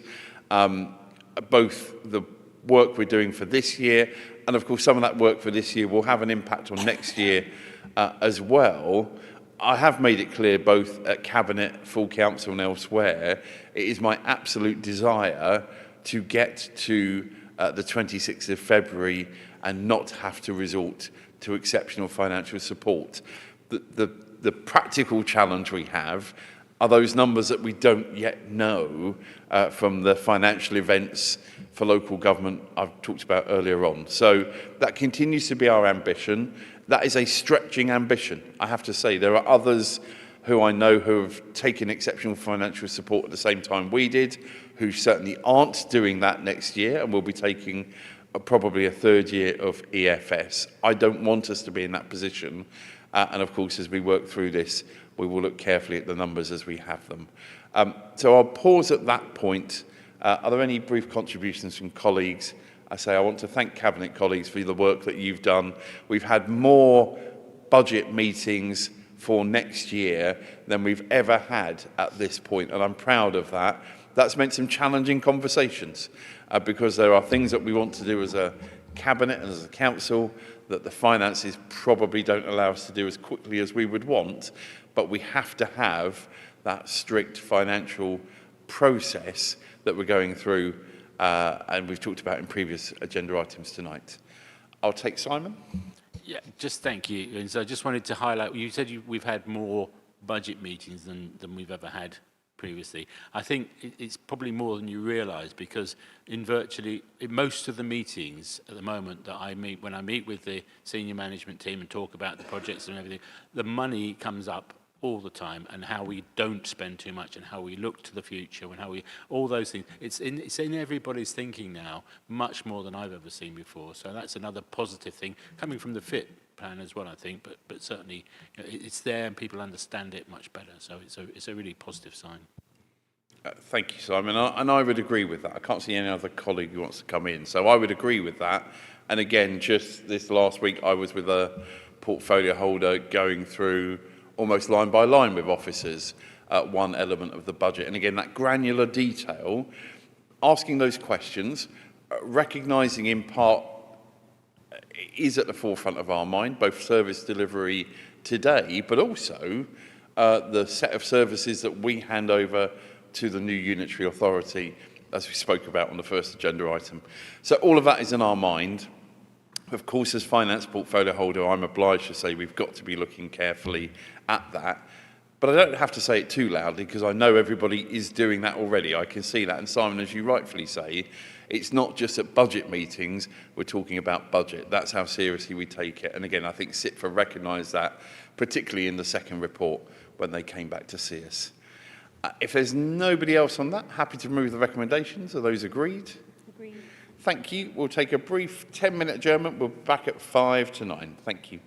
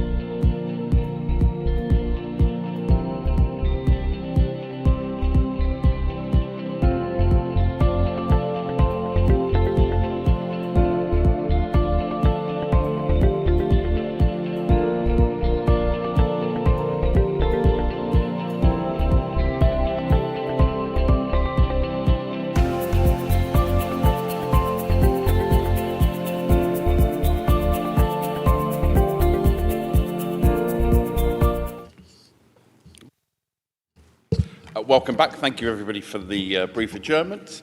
We'll move on to item 10. Really pleased to be bringing this to Cabinet tonight, and I'll hand over to Teresa, and I'm sure many other Cabinet colleagues will want to speak on the first task group report that we've received as a Cabinet. Teresa, over to you.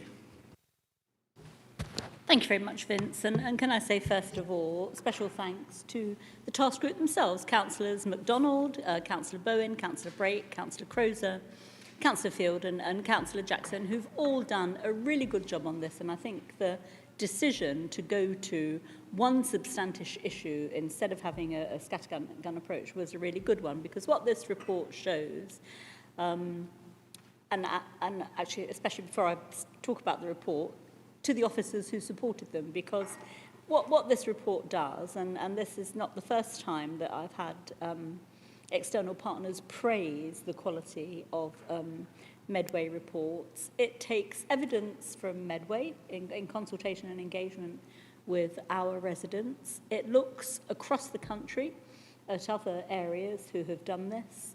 It takes into account learned papers and analysis of the way that air quality has a terrible impact when it's poor on respiratory and heart disease, and particularly that of children. And so the task group members, as the report was being formed, took into account all of these expert views, real-life views, took care to check back and analyse them, and then looked very carefully at the context of Medway. And I note Councillor Lawrence's special request to have his dislike of low traffic neighbourhoods be added to the report, which came through when it went to regeneration scrutiny. A thing that I find strange, because no single part of this strategy, no single one of the solutions is going to prevent air quality from being poor, but taken all together in a planned way, they've all got a part to play. And I'm afraid if you say, well, I like everything else and I know air quality is poor, and air traffic probably is as well, actually, on certain days, but I don't like low traffic neighbourhoods, then actually you're really cancelling out everything else, because this is a puzzle that comes together in the recommendations, and the desire to reduce speed limit, to put in measures that prevent congestion, to take seriously the way that low traffic neighbourhoods can have a positive impact on air quality. Based on all of that evidence, shows that there is a need, actually, I'm afraid, to accept reality, accept research, and think about how we can make this work for Medway. One of the things the task group particularly wanted to focus on was the impact of poor air quality on asthma, because we've got a very high prevalence, and Medway Breathes were part of the engagement, a local group who are really doing their best to make sure that children who suffer from asthma get a chance to improve their health. And in terms of public health prevention, this report is absolutely critical. We want to make sure that people don't grow up with a respiratory problem as far as we can.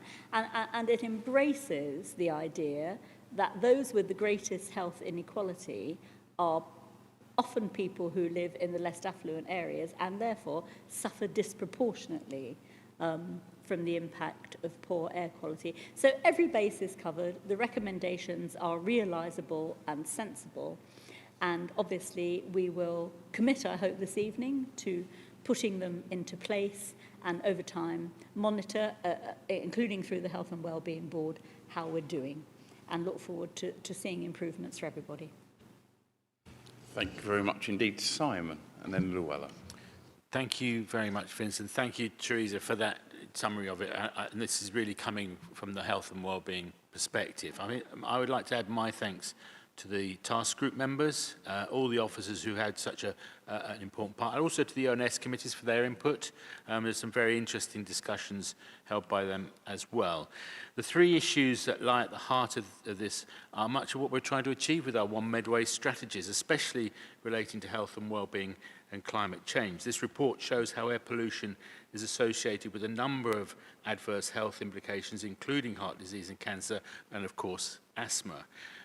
The impact on asthma sufferers, children's lung health and the elderly is there for all of us to see in so many different ways. Teresa mentioned the Medway Breathes project, and the number of children using inhalers in our primary school now is shocking and should be stopped, and we should do something about it. And Councillor Lawrence's approach to do nothing and hope for the best is typical of the Tory party generally, in fact, in that respect.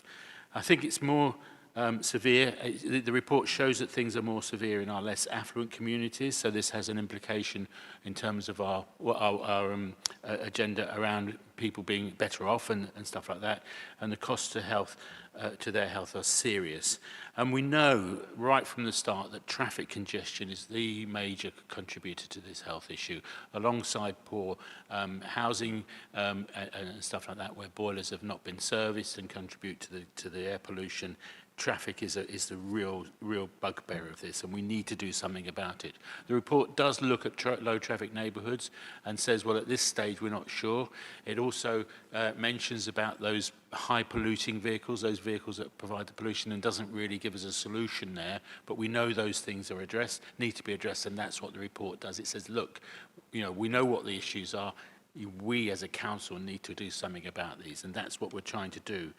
We've got 3 AQMAs in our urban area, and the really exciting news is that what we are doing, and I'll touch on that in a moment, is now starting to take effect. The pollution levels of nitrous oxide, one of the key indicators of air pollution, is coming down in those 3 areas, and that's really exciting news to see in a report like this.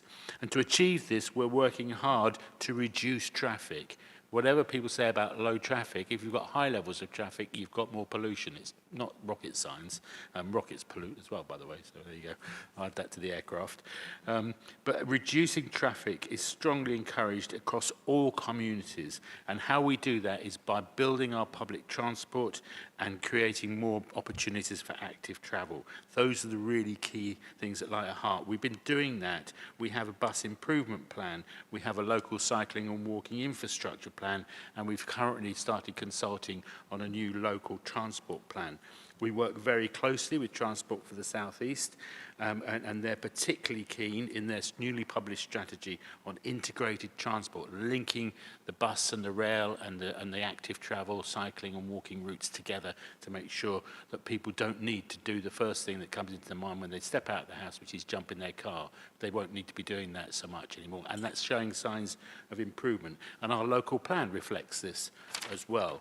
We're seeing improvements in so many different areas. The number of bus journeys since the pandemic, and certainly in the last 2 years, has gone up significantly, up to 7.8 million a year, which is a big improvement since the pandemic times.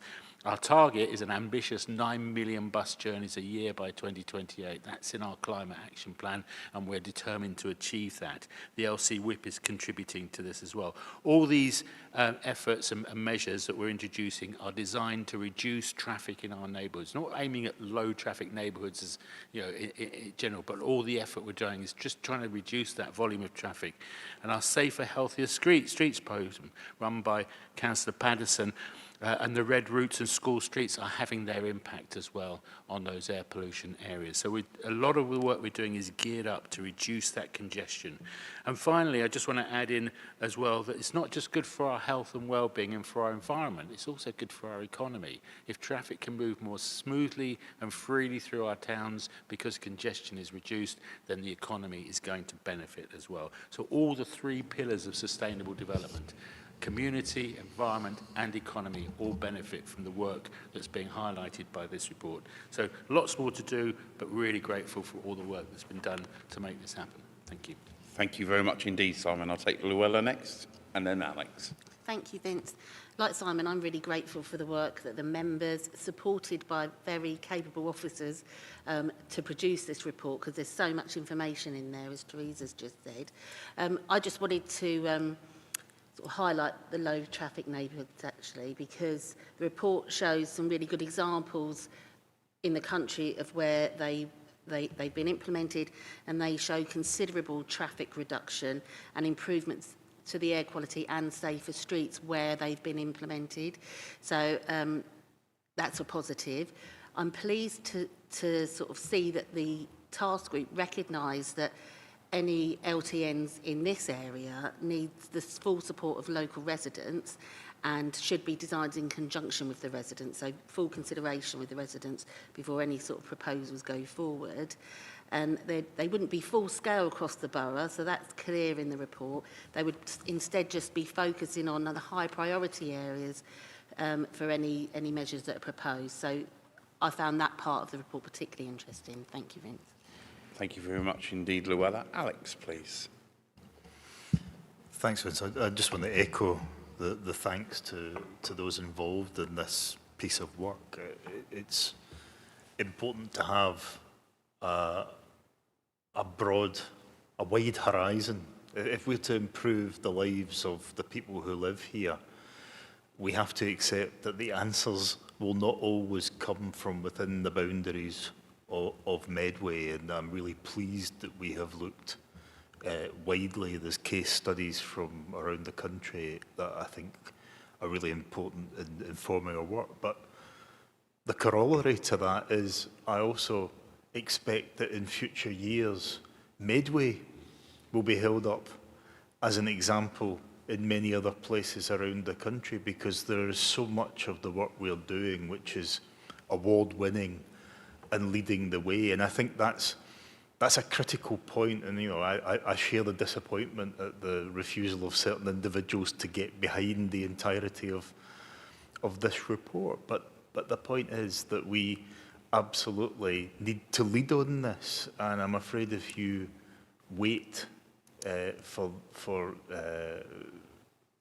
evidence that is not likely to be forthcoming, all that time you're failing to deliver on the stuff that we know we can do. And I think there's a great deal of dogma related to that sort of thinking. It's really narrow thinking. It's getting hung up on what we call things rather than the impact of what they actually do. So I don't really care for the sort of pursuit of certain bits of terminology like low traffic neighbourhoods. I want to know, does something that we are doing improve the air quality in that area? Does it improve the safety for pedestrians? Does it achieve any other of our local goals? And if the answer to any or all of those questions is yes, then I think it's worthy of consideration. And I don't want to stray too far from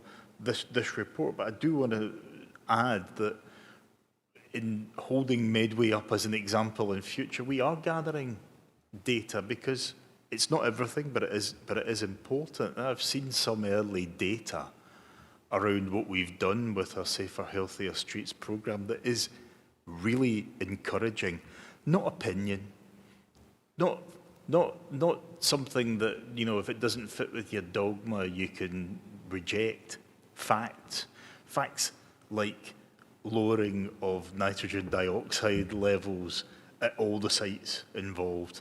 So, facts like modal shift, noting that an increase in walking has been linked to a decrease in those travelling by car. All of those things are the sort of goals that we're talking about, the ambition of this report. And I think, that's the problem. Often in council meetings, we're generous and we say that we're trying to get to the same place, and we just perhaps have a different methodology of how we get there. On this one, I'm disappointed to say I'm not sure that's true. I don't know what destination a certain opposition spokesperson is heading for, but I can assure him it's a dead end, because what we are delivering here is something that is actually taking Medway forward into areas that I would have scarcely considered possible when I first became an opposition councillor back in 2018, and considering some of the sort of reactionary views on something as straightforward as a 20-mile-an-hour zone from the administration at the time, where schemes were abandoned and pilot schemes were abandoned. I think that's quite clearly the answer. The evidence is there to tell us that that's the answer. And so if someone has, for example, a concern about the displacement impact of the Safer Healthier Streets programme, where a school street has closed off traffic and perhaps increased traffic on adjoining roads, that doesn't say to me the school street has failed to achieve what it set out to do. It's doing exactly what it's intended to do. But it might mean that we then have to look at those surrounding streets and say, is a 30-mile-an-hour limit appropriate here? Because the reason that we bring in enforcement of these things isn't, as that same spokesperson might suggest, some sort of pretty flawed money-making scheme, not a very effective money-making scheme, I would counter. But we do that because, left to their own devices, people don't do the right thing. The tendency is for people to do the lazy thing, the convenient thing, and that's why we need to think big. We need to take the evidence of reports like this and allow them to shape our future policy, and I'm very supportive of the recommendations within it. Thank you very much indeed for everyone's contributions. Before I go back to Teresa, just two or three comments from my perspective. Like others, I would echo my thanks to both members and officers who have supported this wide-ranging task group. I think it's worth saying that actually bringing together two scrutiny committees has been a powerful thing, and certainly I recognise that the breadth of what we've seen tonight in front of us is one of the best reports I've seen actually in all my time on Medway Council. And of course it's worth recognising that certainly scrutiny task groups themselves have been nationally recognised historically in Medway, and I wouldn't be surprised if this one followed in that same direction. And Alex, you're right to highlight that this task group set of reports and recommendations comes at a time when lots of really positive work is happening. I'm really excited. Later this week, I'll be heading to a school in my ward, which is one of the first places to have a school street. They are the 5th highest in the country for walking to school. So huge congratulations to the team at Greenvale. I'm really excited to join you for your assembly later this week. And absolutely, the terminology and language is a really interesting thing in this environment. If you said to most people, actually, if you look at loads of different communities around Medway, whether it's Twiddle, whether it's Parkwood, whether it is the Delce area, whether it is Walderslade or Weedswood, and go, actually, you've got all these great community facilities, GPs, shops, community facilities all together. Isn't that a good thing? Yes. But if you brand that as a 15-minute community, bits of the internet will think that you're part of the World Economic Forum and single-handedly going to Davos to destroy everything. We know that's not true. We know that actually from our perspective, it's about what communities want in their community. And so I'm really proud of the work that's happened here. And as Teresa said in her opening remarks, the positive impact on health and well-being shouldn't be underestimated. Of course, one of the things that has started since the start of this task group is our journey to become a Marmot place. And actually, in that journey, this set of task force, task group recommendations is another helpful accelerator as we move on that journey. So, as others have said, really, really incredibly proud of this report. And I want to thank, again, in my closing remarks on this item, the officers who have supported it. On the specific recommendation for a sponsoring officer of the CMT, corporate management team, I do think that's a sensible approach. I'm supportive of that, and therefore I'm happy specifically to support that recommendation as well. Teresa, back to you. Thank you, and thank you to everybody for their comments. And I think it's important to have a named champion, because what the report shows is a true one Medway approach. We can't have aspirations in health about improving air quality unless people who work in regeneration get behind us, unless the rules that we put for the management of our highways are implemented and followed.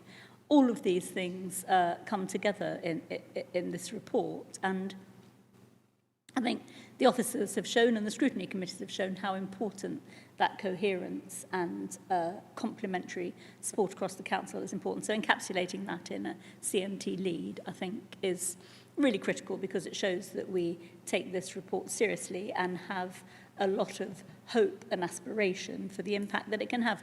People will only walk to school like they've been doing in Greenvale if they feel safe to do so. And having decent air to breathe is part of feeling safe.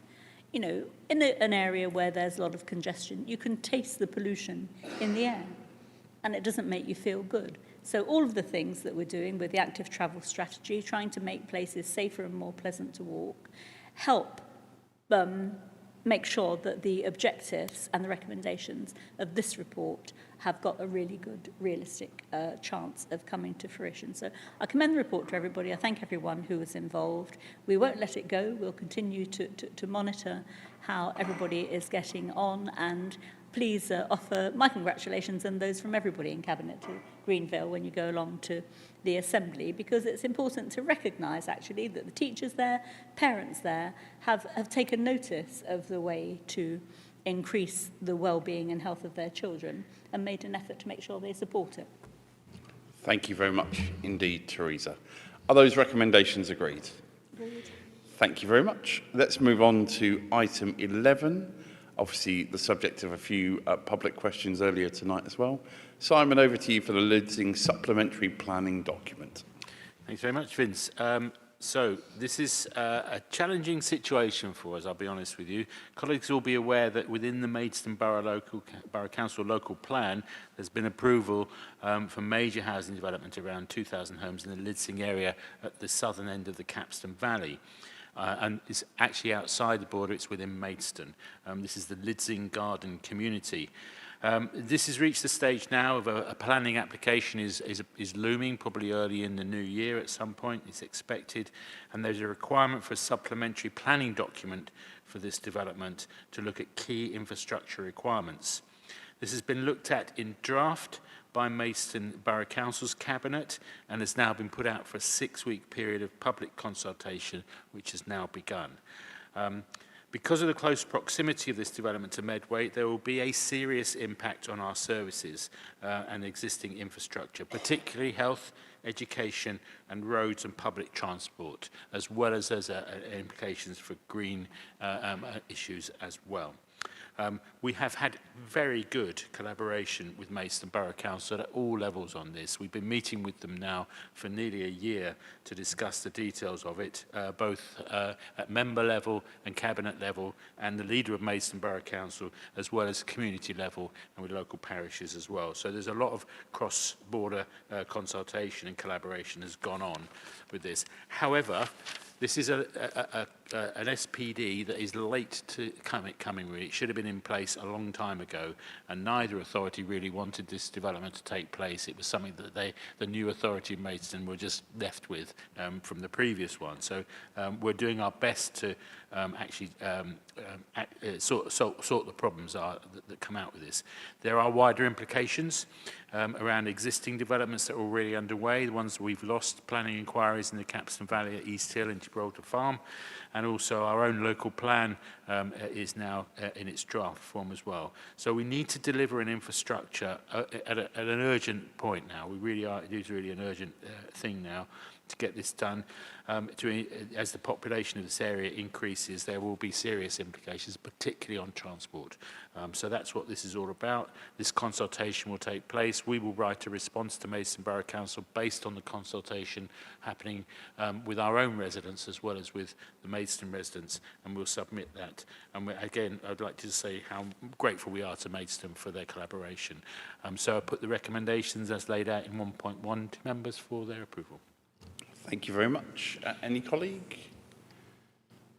Before we move to the vote, I'd echo your points, Simon, particularly around collaboration. I've been pleased to be at a number of those meetings as well. The fact that both leaders of both councils are there, I think, shows the seriousness.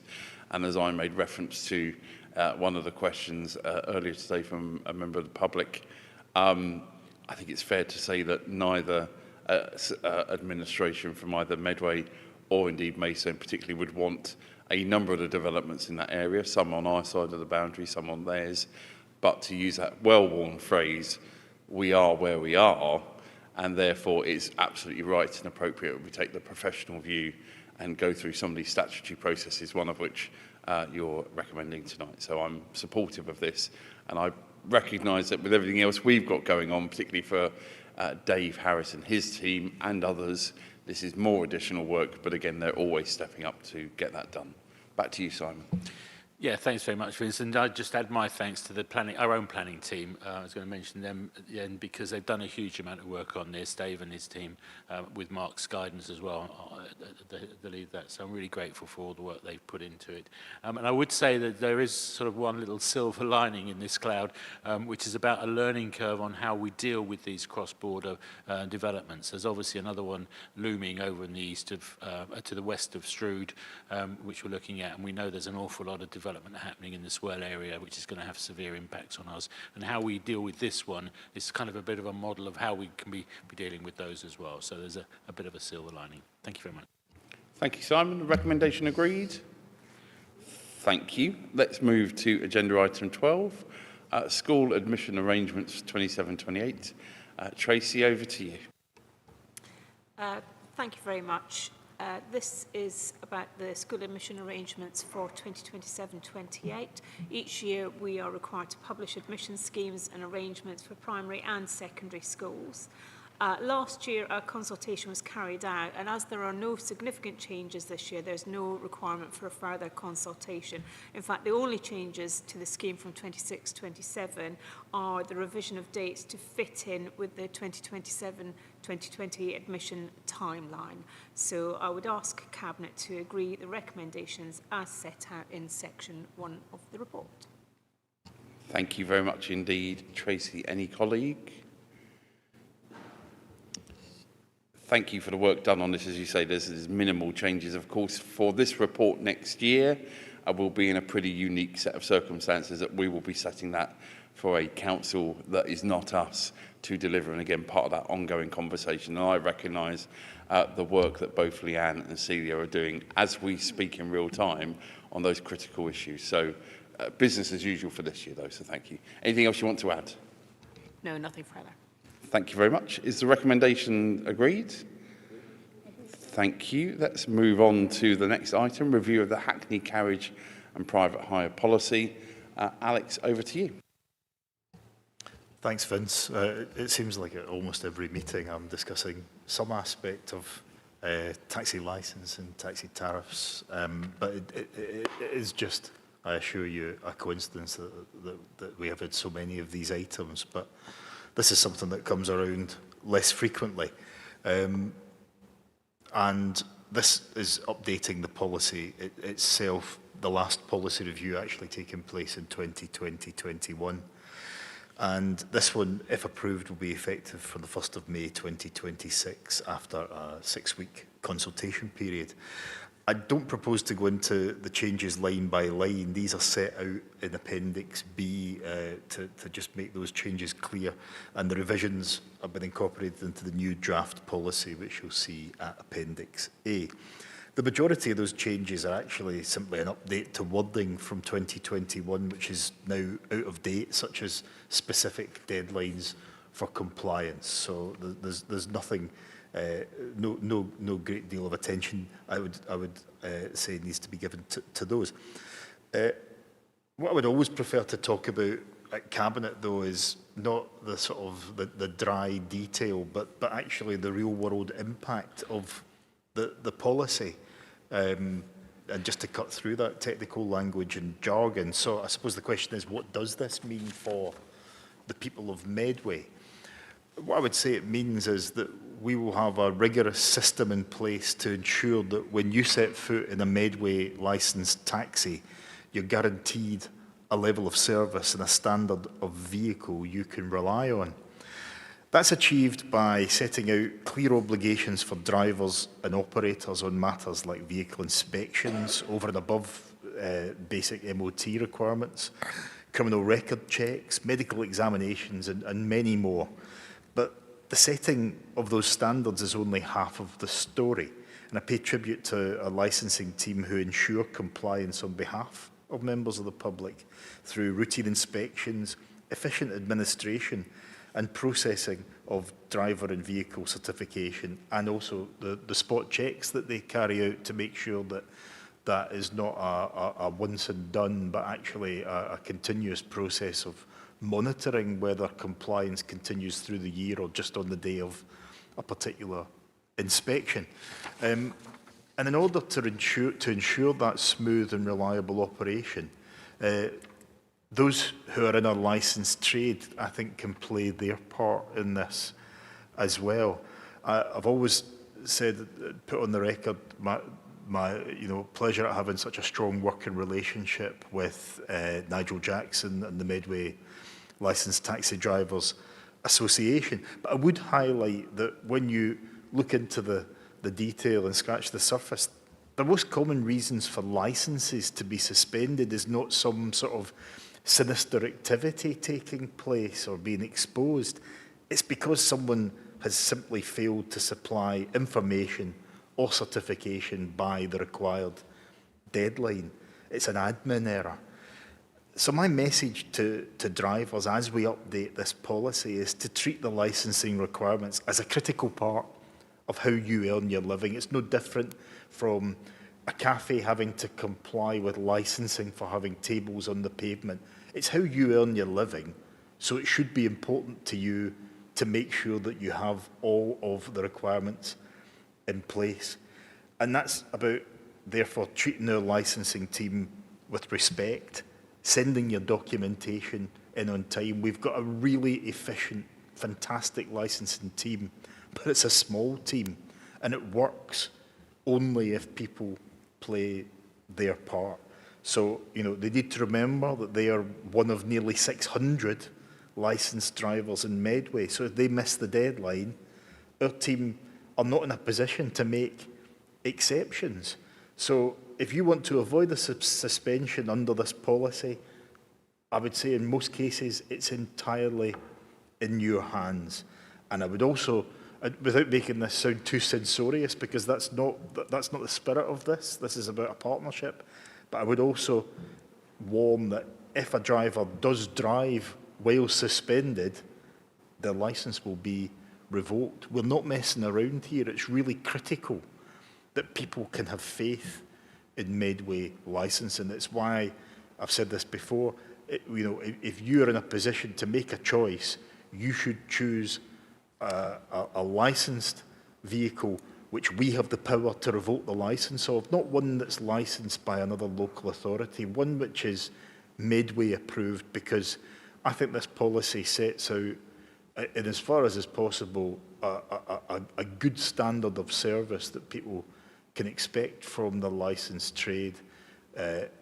We are upholding our side of the bargain by setting out that policy and enforcing it, and our drivers play their part by following the rules. As we've always said, we're on the side of people who follow the rules. Thank you very much indeed, Alex. Any colleague? Luella, please.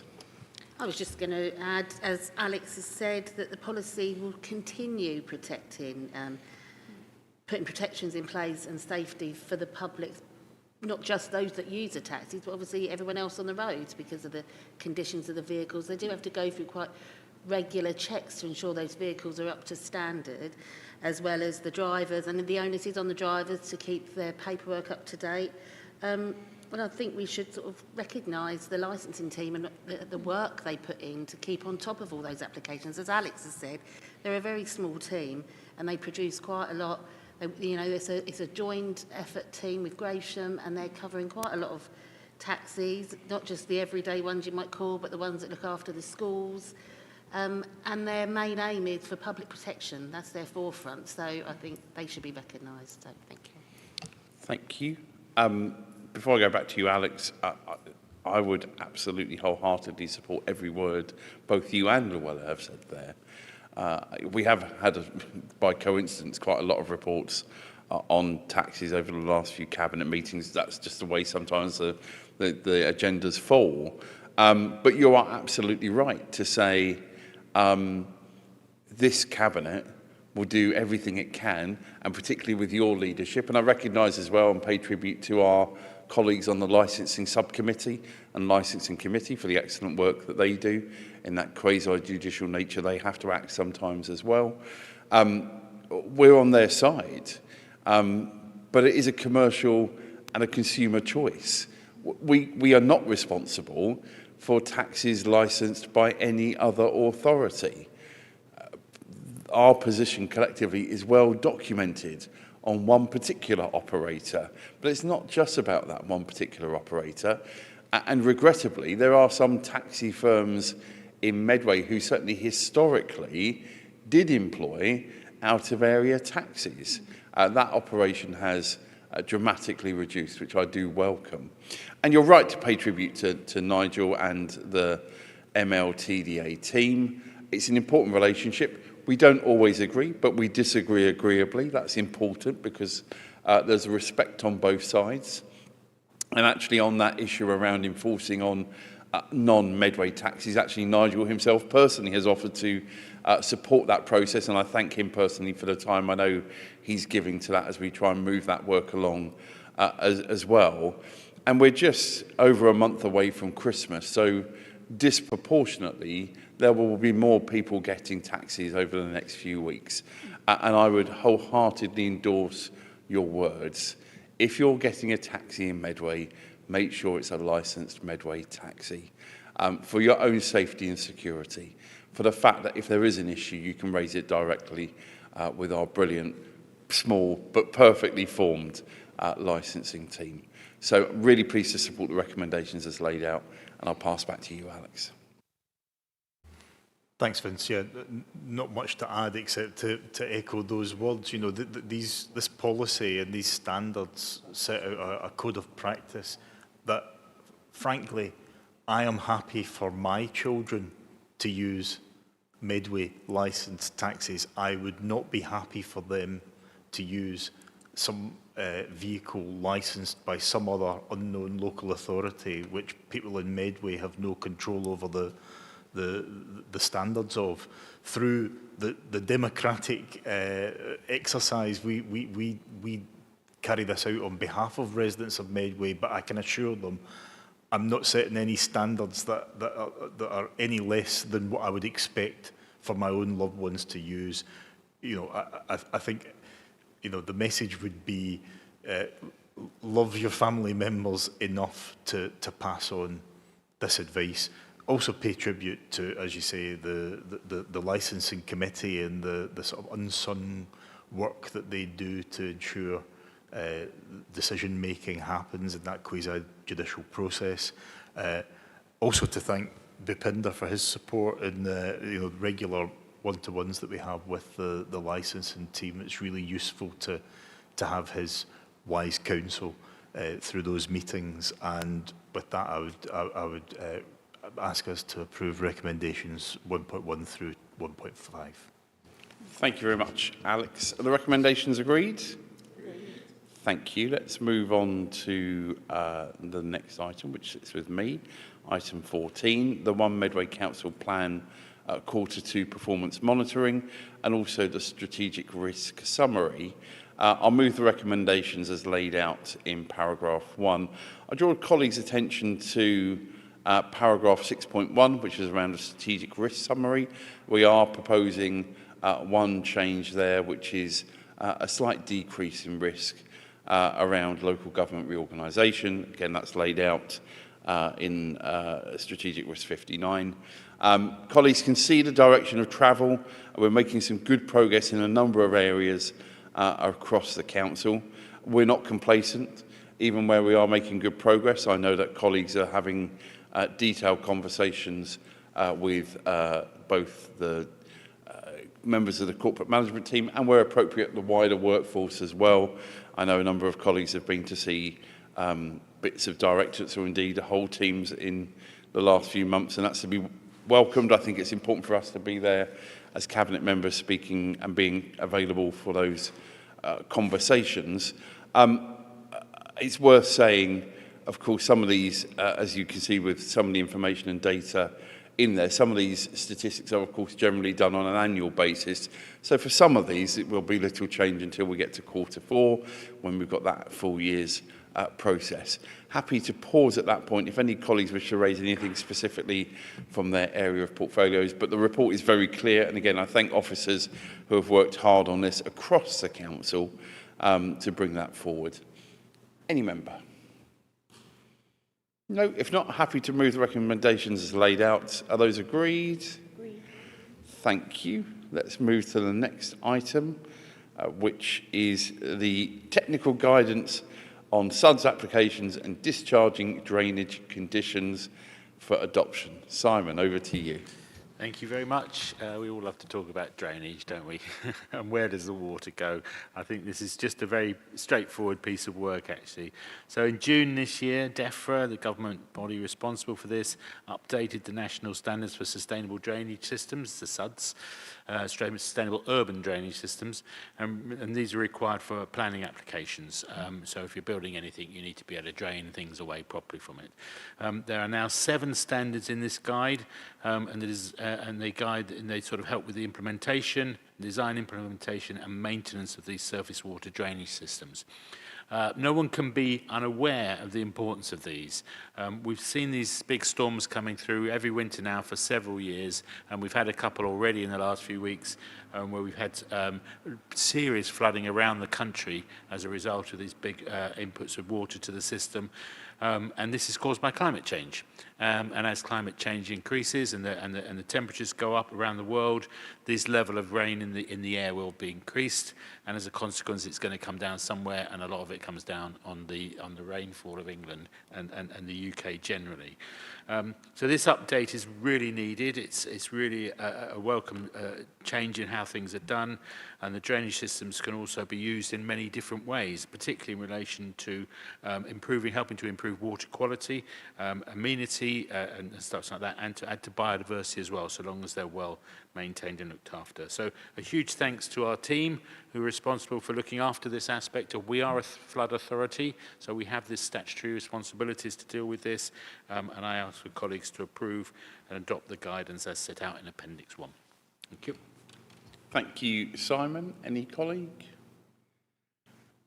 I think the only thing I want to say is Luella and I went on a really exciting visit to see a development elsewhere in the country, and actually their SUDS piece of work was absolutely outstanding. So again, it is a technical requirement. Absolutely, that technical requirement has been enhanced because of climate change. There's no doubt of that. For the avoidance of doubt, this cabinet believes in climate change. We believe scientists and experts.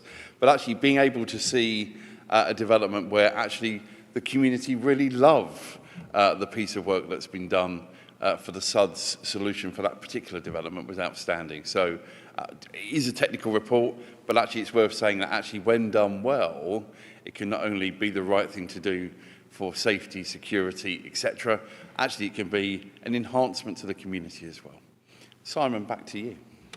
Yeah, thanks very much. And I'd just like to reflect on one thing. I mentioned that I'd been to the Chalk to Coast project team and met with all the people who are responsible for that. And we were looking at some maps, and there's one particular map which was a real eye-opener, which was of historic ponds on the North Downs and across the North Kent area generally.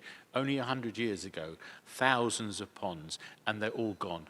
And those ponds were where the water was held up and held back and then slowly released into the sea and into the rivers in the North Kent area, and all those ponds have gone. In addition to that, the huge tracts of forest that used to be along the top of the North Downs mostly have gone as well, and those trees held back the water. So replacing those ponds, doing such schemes like this properly, and putting more trees in the ground are all the factors that we need to do to something to stop this huge influx of rainfall that we're getting now. So this is really welcome. Thank you. Thank you very much. Are the recommendations agreed? Thank you very much. Let's move on to item 16, Gateway 1 procurement commencement for HRA estate services. Luella, over to you. Thanks, Vince. So first of all, thanks to Rachel Valerio for the report. The paper is concerning the procurement of the HRA estate cleaning contract for the communal area needs. The current contract is, North's contract's been running for over 10 years now, with 5 years plus an extension of 5 years due to COVID. A lot has changed in that time, changes to the stock profile, and now's the right time to go out to market tests to see if we can provide the best value for money for tenants and leaseholders. So currently the Homes for Independent Living Communal Cleaning is managed under Facilities Management. That contract expires at the end of March 2026. This represents a good opportunity for the HRA to take back that contract in line with our general needs, contract management, and potentially use the same provider for both. We feel it's a natural point to review KPIs with the tenant satisfaction and specification of the contract to ensure we're providing the best quality service to tenants and leaseholders, to improve the look and feel of the neighbourhoods, because it's the communal areas we're talking about, and that will align with our strategic and service plan. So it is to go out for procurement. Thank you very much indeed, Luella. Again, part of that ongoing programme you've had, in some cases taking one big contract and putting it into smaller pieces. This is another part of that wider journey, and I think absolutely to be welcomed. Any colleague? If not, anything else you want to add in conclusion? Just to ask colleagues to approve the recommendation for us to proceed at 1.1. Thank you very much indeed. Is that agreed? Agreed. Thank you. Let's move on. The next 4 items all have blue papers attached. No one's given me an indication that they're seeking to go into closed session, so I'm not expecting that. And we'll move on to item 17, therefore, on page 755, which is around the Gateway 1 procurement for really critical services. My screen's frozen. Critical services for intermediate care and reablement. Teresa, over to you. Thank you, Vince. And as the Cabinet can see, this is a very high-value contract, £48 million. And the reason for that is because it's dealing with a critical part of adult social care, looking after people as they come out of hospital and helping them recover independence in their own homes. We've, after very careful consideration with all of the providers and lots of engagement with them, some of which I've had a great pleasure to be part in, we're going for a single option procurement because the number of providers in this market are quite limited. So we're asking for support for option 4, as you can see from the report. And that gives us the best opportunity to make sure that the provider can deliver all of the things that we're asking, including the very important things that are baked into this, like social value. So it's a careful consideration over a long period of time that has already been through a number of stages, and we're asking for your approval to start the formal process now and award the contract as quickly as possible, because any gaps between services obviously would have a critical and probably unrecoverable impact on the continuity of our services. So although there's been a long lead up to this, time is of the essence now, and that's why option 4 is being recommended to you as the best option. Thank you, Teresa. Any colleague? Yeah, I think with the current situation we find ourselves in, I think that is a very sensible approach and certainly one I'm happy to endorse. Anything else you wish to add before we move to the vote? Nothing further, just to say thanks to everybody who's been involved in the pre-procurement process, because that's an important way of letting our partners across the care industry locally know that we value the contribution that they can make and we want to support them as best we can in whatever work they're doing. And I think I've been really pleased with the level of engagement that we've had through the Care Providers Conference. Richard, you and I were able to make some awards there from people who are offering very good care. And although this is a particular part of the service, nevertheless, it's a constituent part of the whole that includes home care, residential, and everything that we do in between associated with hospital discharges. Thank you. Thank you very much, Teresa. Is the recommendation agreed? Thank you. Let's move to item 18, which moves to Gateway 3, and that's a contract award for the Medway Therapeutic Alliance. And Adam, over to you, please. Yes, thank you, Vince. So there has been really good engagement through pre-procurement for this contract as well. Thanks to David Whiting, Hannah, Christy, Eilish and colleagues, the recommendation is that we agree to award the contract for the Medway Therapeutic Alliance to North Kent Mind. It's economically advantageous, has scored the highest on the marks given for case studies, presentation, social value, price, quality score and overall score. The contract itself starts on the 1st of April 2026 and ends on the 31st of March 2031 and is in bundles of 5 plus 3 years. North Kent Mind have an excellent understanding of the service specification and the expected outcomes for our children and young people in Medway. They have tremendous attention to detail. For example, they have priority pathways for children in care, care leavers and children and young people in the Youth Justice Service. North Kent Mind proposed to subcontract to 6 different providers, of which 4 are local, and including within Medway's voluntary community and social enterprise sector. They plan to recruit a lived experience lead and enhance volunteer pathways and obviously develop skills in the process. The Medway Therapeutic Alliance will provide support for children and young people in Medway, children aged 5 to 18 up to their 19th birthday, plus up to the age of 25, of course, for care leavers and those already in the service with special needs who require ongoing therapeutic support. It'll be made up of one-to-one sessions and group interventions, peer and parenting support, plus a whole school approach, which I think is important. Parents, carers, schools and Medway and professionals. So I'm pleased to recommend that we proceed with the award of this contract. I'll be interested in any contributions from any of my colleagues. Thank you. Thank you very much indeed, Adam. Teresa, please.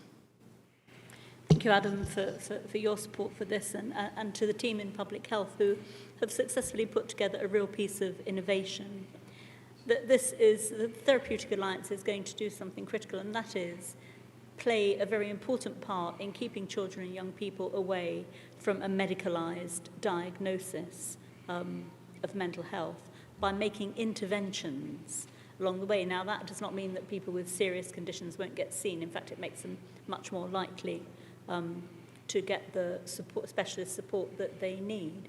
But since many mental health conditions that children and young people suffer from are causal, anxiety, things that are driven by incidents like family breakdown and other associations with trauma, the sooner that we can get help to children and young people who are in those situations, the much more likely it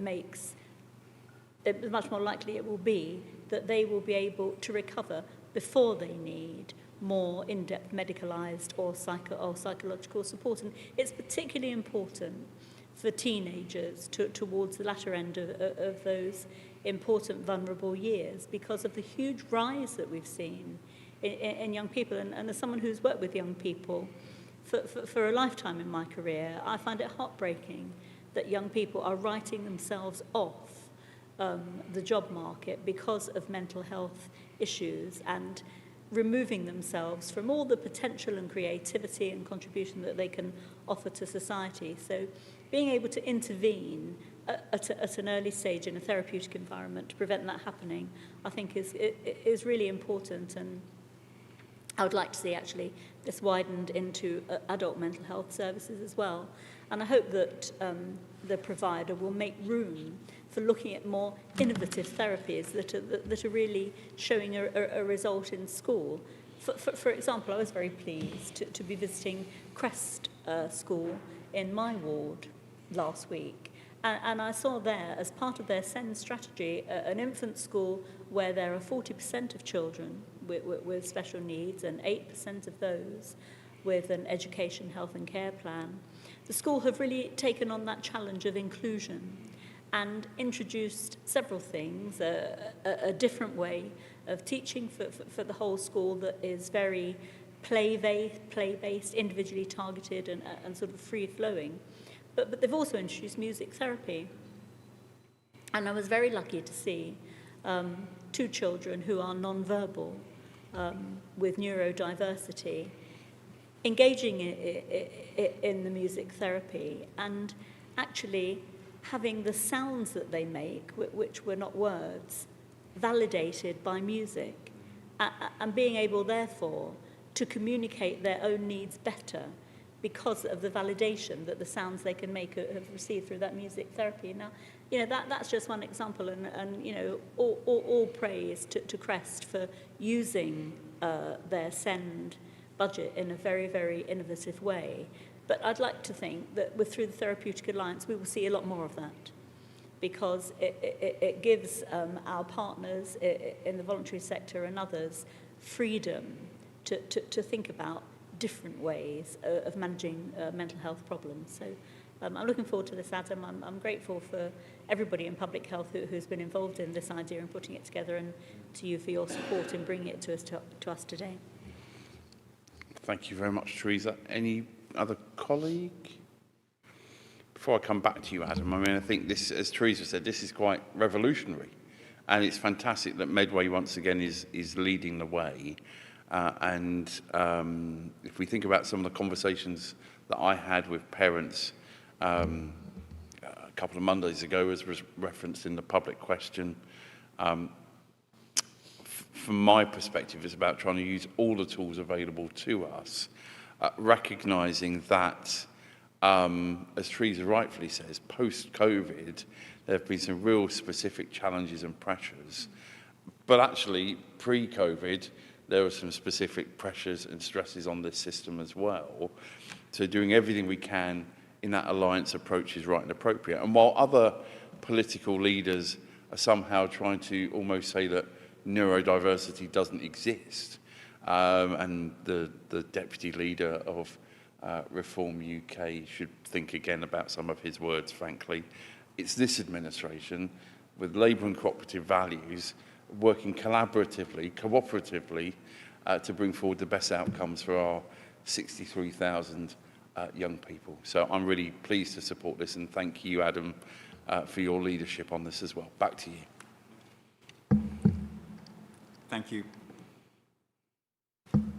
Thank you, members, for your support. And I'm really pleased that Medway have been running now for 2 years, running the Inclusion Conference, which was very well attended at Lordswood just last week. And the first time it was on a year ago over at Strood, we were hearing from primary schools about the value of dog therapy, which can be amazing for children who are anxious and have got special needs as well. So I think it really shows how the one Medway approach is like going ahead.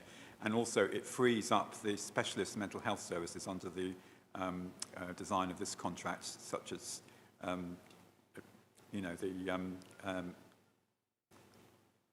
like specialist service CAMs for those that really need it, rather than lots and lots of children having been added to the waiting list, and then it's hard for those that really need it to actually be seen. So I'm very encouraged by all the work, and I look forward to seeing the success of it. Thank you very much. Thank you, Adam. The recommendations agreed? Agreed. Thank you. Just checking the time. It's 4 to 10. We've got time for a couple more items. We're going to take Gateway 3 to deliver the Medway test process. Tracy, over to you. Thank you very much. The Medway test is a test which consists of 3 papers delivered every year over 7 days to some 4,500 pupils in Medway across various venues. And this report is asking Cabinet for agreement to award the contract for the delivery of the Medway test. So it's recommended that the contract be awarded to Renaissance Learning, which was evaluated as best meeting the required criteria in terms of both quality and price. And the details of the evaluation against other bidders can be found in section 3.1 of the exempt appendix.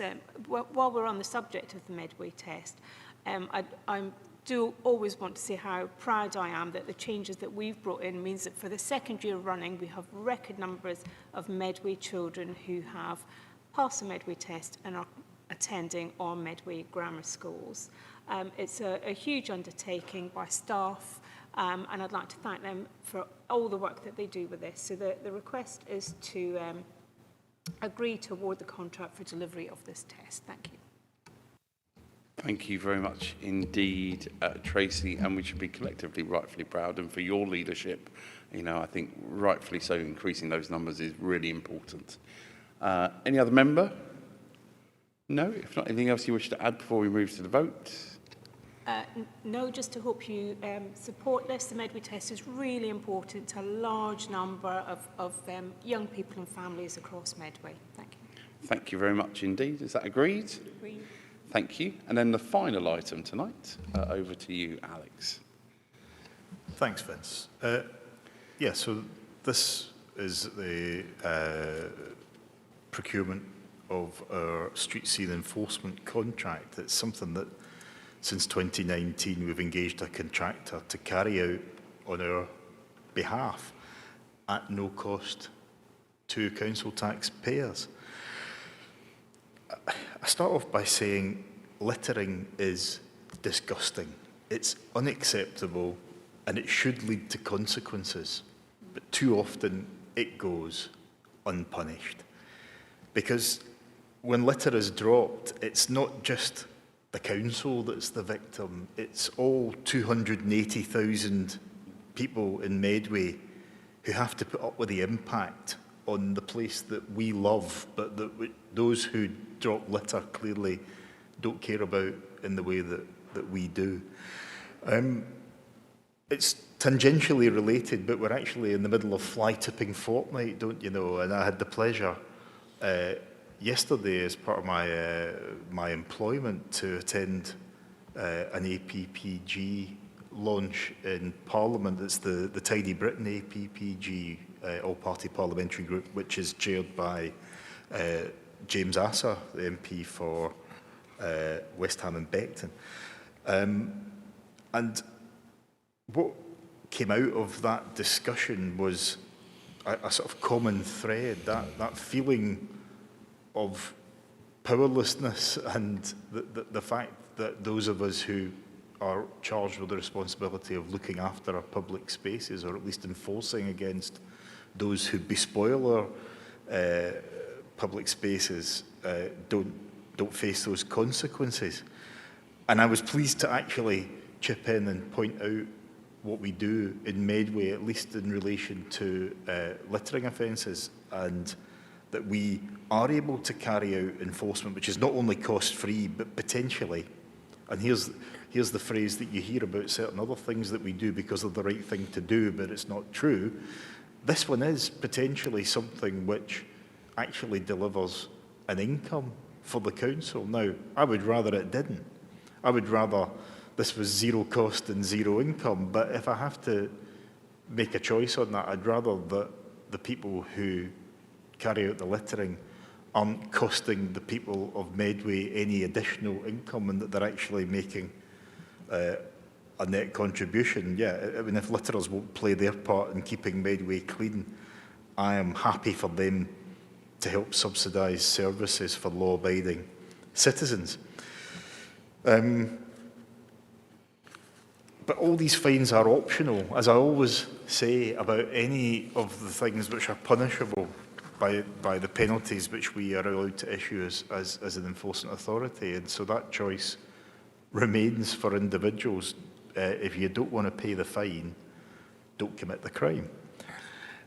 So it gives me no pleasure to report that an estimated £570,000 of fixed penalty notice income is actually projected to be generated per annum.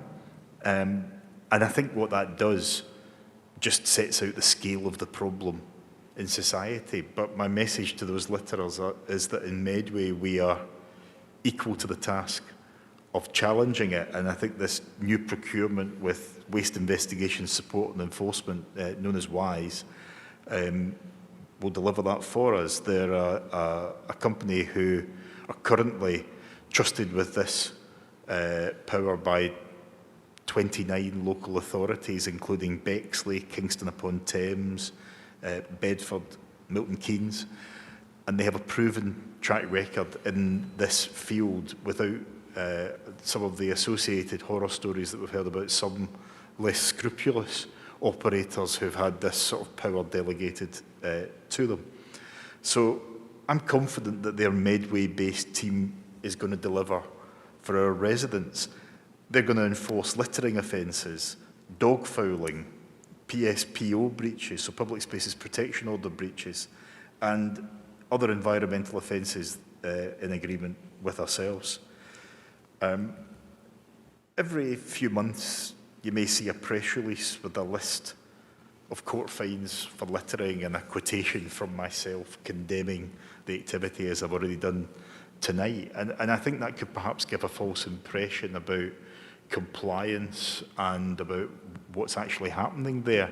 I want residents to be reassured that the handful of cases that we ever see reaching court are not a reflection of the total number of fines issued. Those taken to court are the few who've decided that not only are they going to drop litter, but they are then going to ignore the fixed penalty notice when it comes through their door and then not pay it in time. And I want everyone to be in no doubt we have the legal powers as an enforcement authority, and we will not hesitate to use them. The message is clear. Don't drop litter.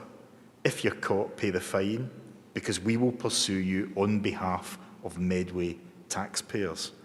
I believe this contract procurement represents a good deal for Medway residents. I look forward to working with WISE, not only to enforce against those who don't treat our environment with respect, but to help educate those who were not brought up, as most of us were, not to drop litter. Thank you very much, Alex. I'll take Luella first and then Simon. Thank you. I agree, Alex. I think littering and fly tipping is a huge issue across the whole of Medway. I see it every day in my ward, and I'm constantly reporting fly tipping, and I think we need to remind residents, if they see anyone doing it, and if they see fly tipping, particularly if they can, spot someone who's actually doing it and dumping this rubbish, that it's all of our responsibility to keep reporting it. Now, Alex mentioned the Keep Britain Tidy campaign fly tipping fortnight, and one of their key messages, and this is what I wanted to highlight particularly, was if you are clearing rubbish from your house and you ask a waste carrier to come and take that rubbish away, you should, and it's a responsible thing to do, check that they have a waste carrier licence and get a receipt from them when they take it away, because if they happen to dump your waste, if they're an illegal carrier, they dump your waste and there's something in that waste that identifies you, then you will be responsible as though you dumped it yourself. So it's a really important message to residents to make sure they used a licensed waste carrier when clearing out houses, gardens and what have you. So yeah, fly tipping is the blight of our society in my opinion, so I'm pleased to see this. Thank you. Thank you, Luella. Simon. Thank you very much. I'll keep it brief, but I'm just agreeing with my colleagues. I had the privilege of talking to a hall full of 7- and 8-year-olds at a primary school in Stroud just last week about pollution and litter and the problems of recycling and all those issues. And the children were passionate about the fact that we need to do something to stop our environmental pollution at all levels, how much plastic does damage to our wildlife, etc., which we hear about all the time, and yet people still feel that it's okay to drop stuff on the ground and ignore it. It ends up in our street, all over our streets and in our parks and in the river, and the 8-year-olds, 7- and 8-year-olds are horrified by it, and they rightly so, and they should be, and we are tonight as well. So that was just an example of the next generation and their feeling about this, and we need to get that message out loud and clear in every way we can. I think the other thing to point out, we've talked a lot recently, and we're just talking about Gillingham High Street and Gillingham Town Centre just a couple of days ago, about the importance of how our town centres really need an uplift in so many ways, not just from a planning perspective, but a sort of new trees and benches and all the other stuff that we would love to see, and the economy of our high street wants to see them lifted up, but also the cleanliness of them and how we go about keeping them clean and tidy. And this obviously is a part of that jigsaw that is so important. So I fully support this. And I just feel a big shout out, don't forget, next March it will be the Great British Spring Clean, where we collect hundreds of black sacks of rubbish are gathered up by volunteers all over Medway, and thanks to our brilliant environmental engagement team who organise all that. So yeah, don't forget the Great British Spring Clean next March. Thank you very much. I can't see anybody else, so before I go back to Alex, absolutely. If I think about the amount of times residents contact me about fly tipping, you know, particularly those repeat offenders, and I know Wise, if you look at their website, they have quite a wide spectrum of things they could look at, and I think there'll be some early discussions in the new contract. But Luella, you're absolutely right to say absolutely we need to be saying loud and clear this is not acceptable. And I say this as someone of the generation who almost certainly every time I go home I have 2 pockets full of stuff because I'm never going to litter. It's disgraceful. It's our collective community. So absolutely recognise that we've got to get that message out there. Simon, you're right to highlight both the important role of young people. You know, they can be nudging their parents if they've got a parent who perhaps doesn't have that same pockets full of rubbish when they get home, but also those conversations early on to respect our community is an important thing.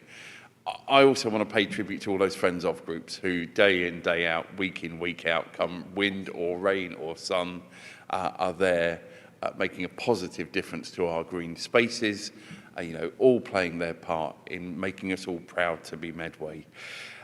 It's worth saying that in a previous life as leader of the opposition, I was pretty critical of the current incumbents. There were examples of some months where, you know, August 2020, for example, they issued 418 penalty notices in Rainham North, which is more than all the rest of Medway combined.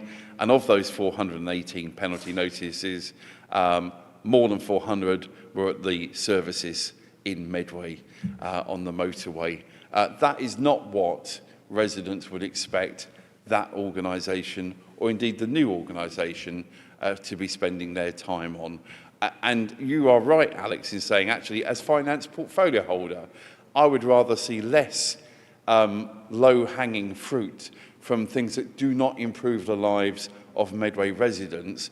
I'd rather they took 50 less penalty notices, but were out in the communities across Medway, across the 5 towns and the peninsula, ensuring that those hotspots, they're doing all the relevant enforcement they can in those areas as well.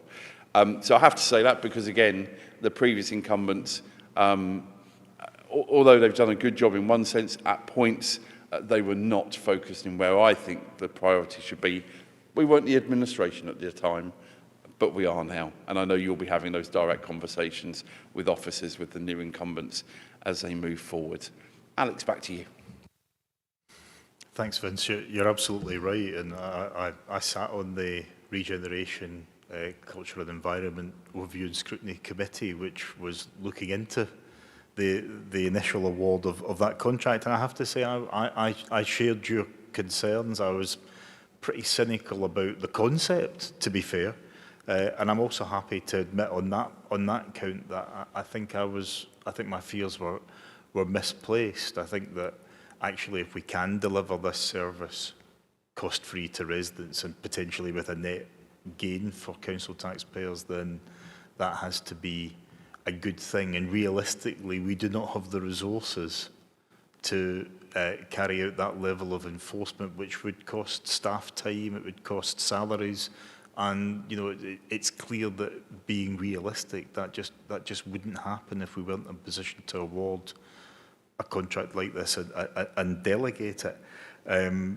Loella's 100% correct on the warning around fly tipping and the waste carrier licences, and the fact that you can hand over your waste to somebody, but you do not hand over responsibility. And that's why I would absolutely encourage people to exercise that consumer caution and ask to see the appropriate documentation. If you're not sure what that should be, then please have a look on the government website. There will be information there on what you should be looking out for, and you can cross-reference and check so that you don't end up being liable for what is actually somebody else's criminality, even if on one hand you've tried to do the right thing.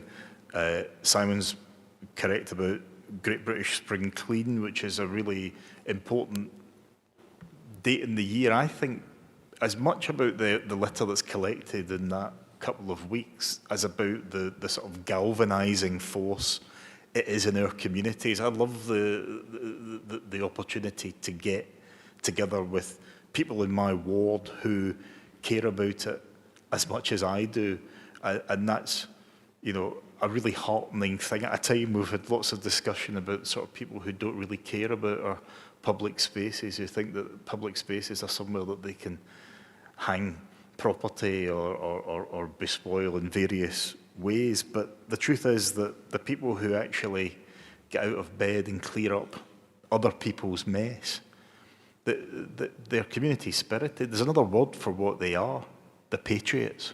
That's patriotism. That's a love of your country. It's a love of where you live. It's a love of place.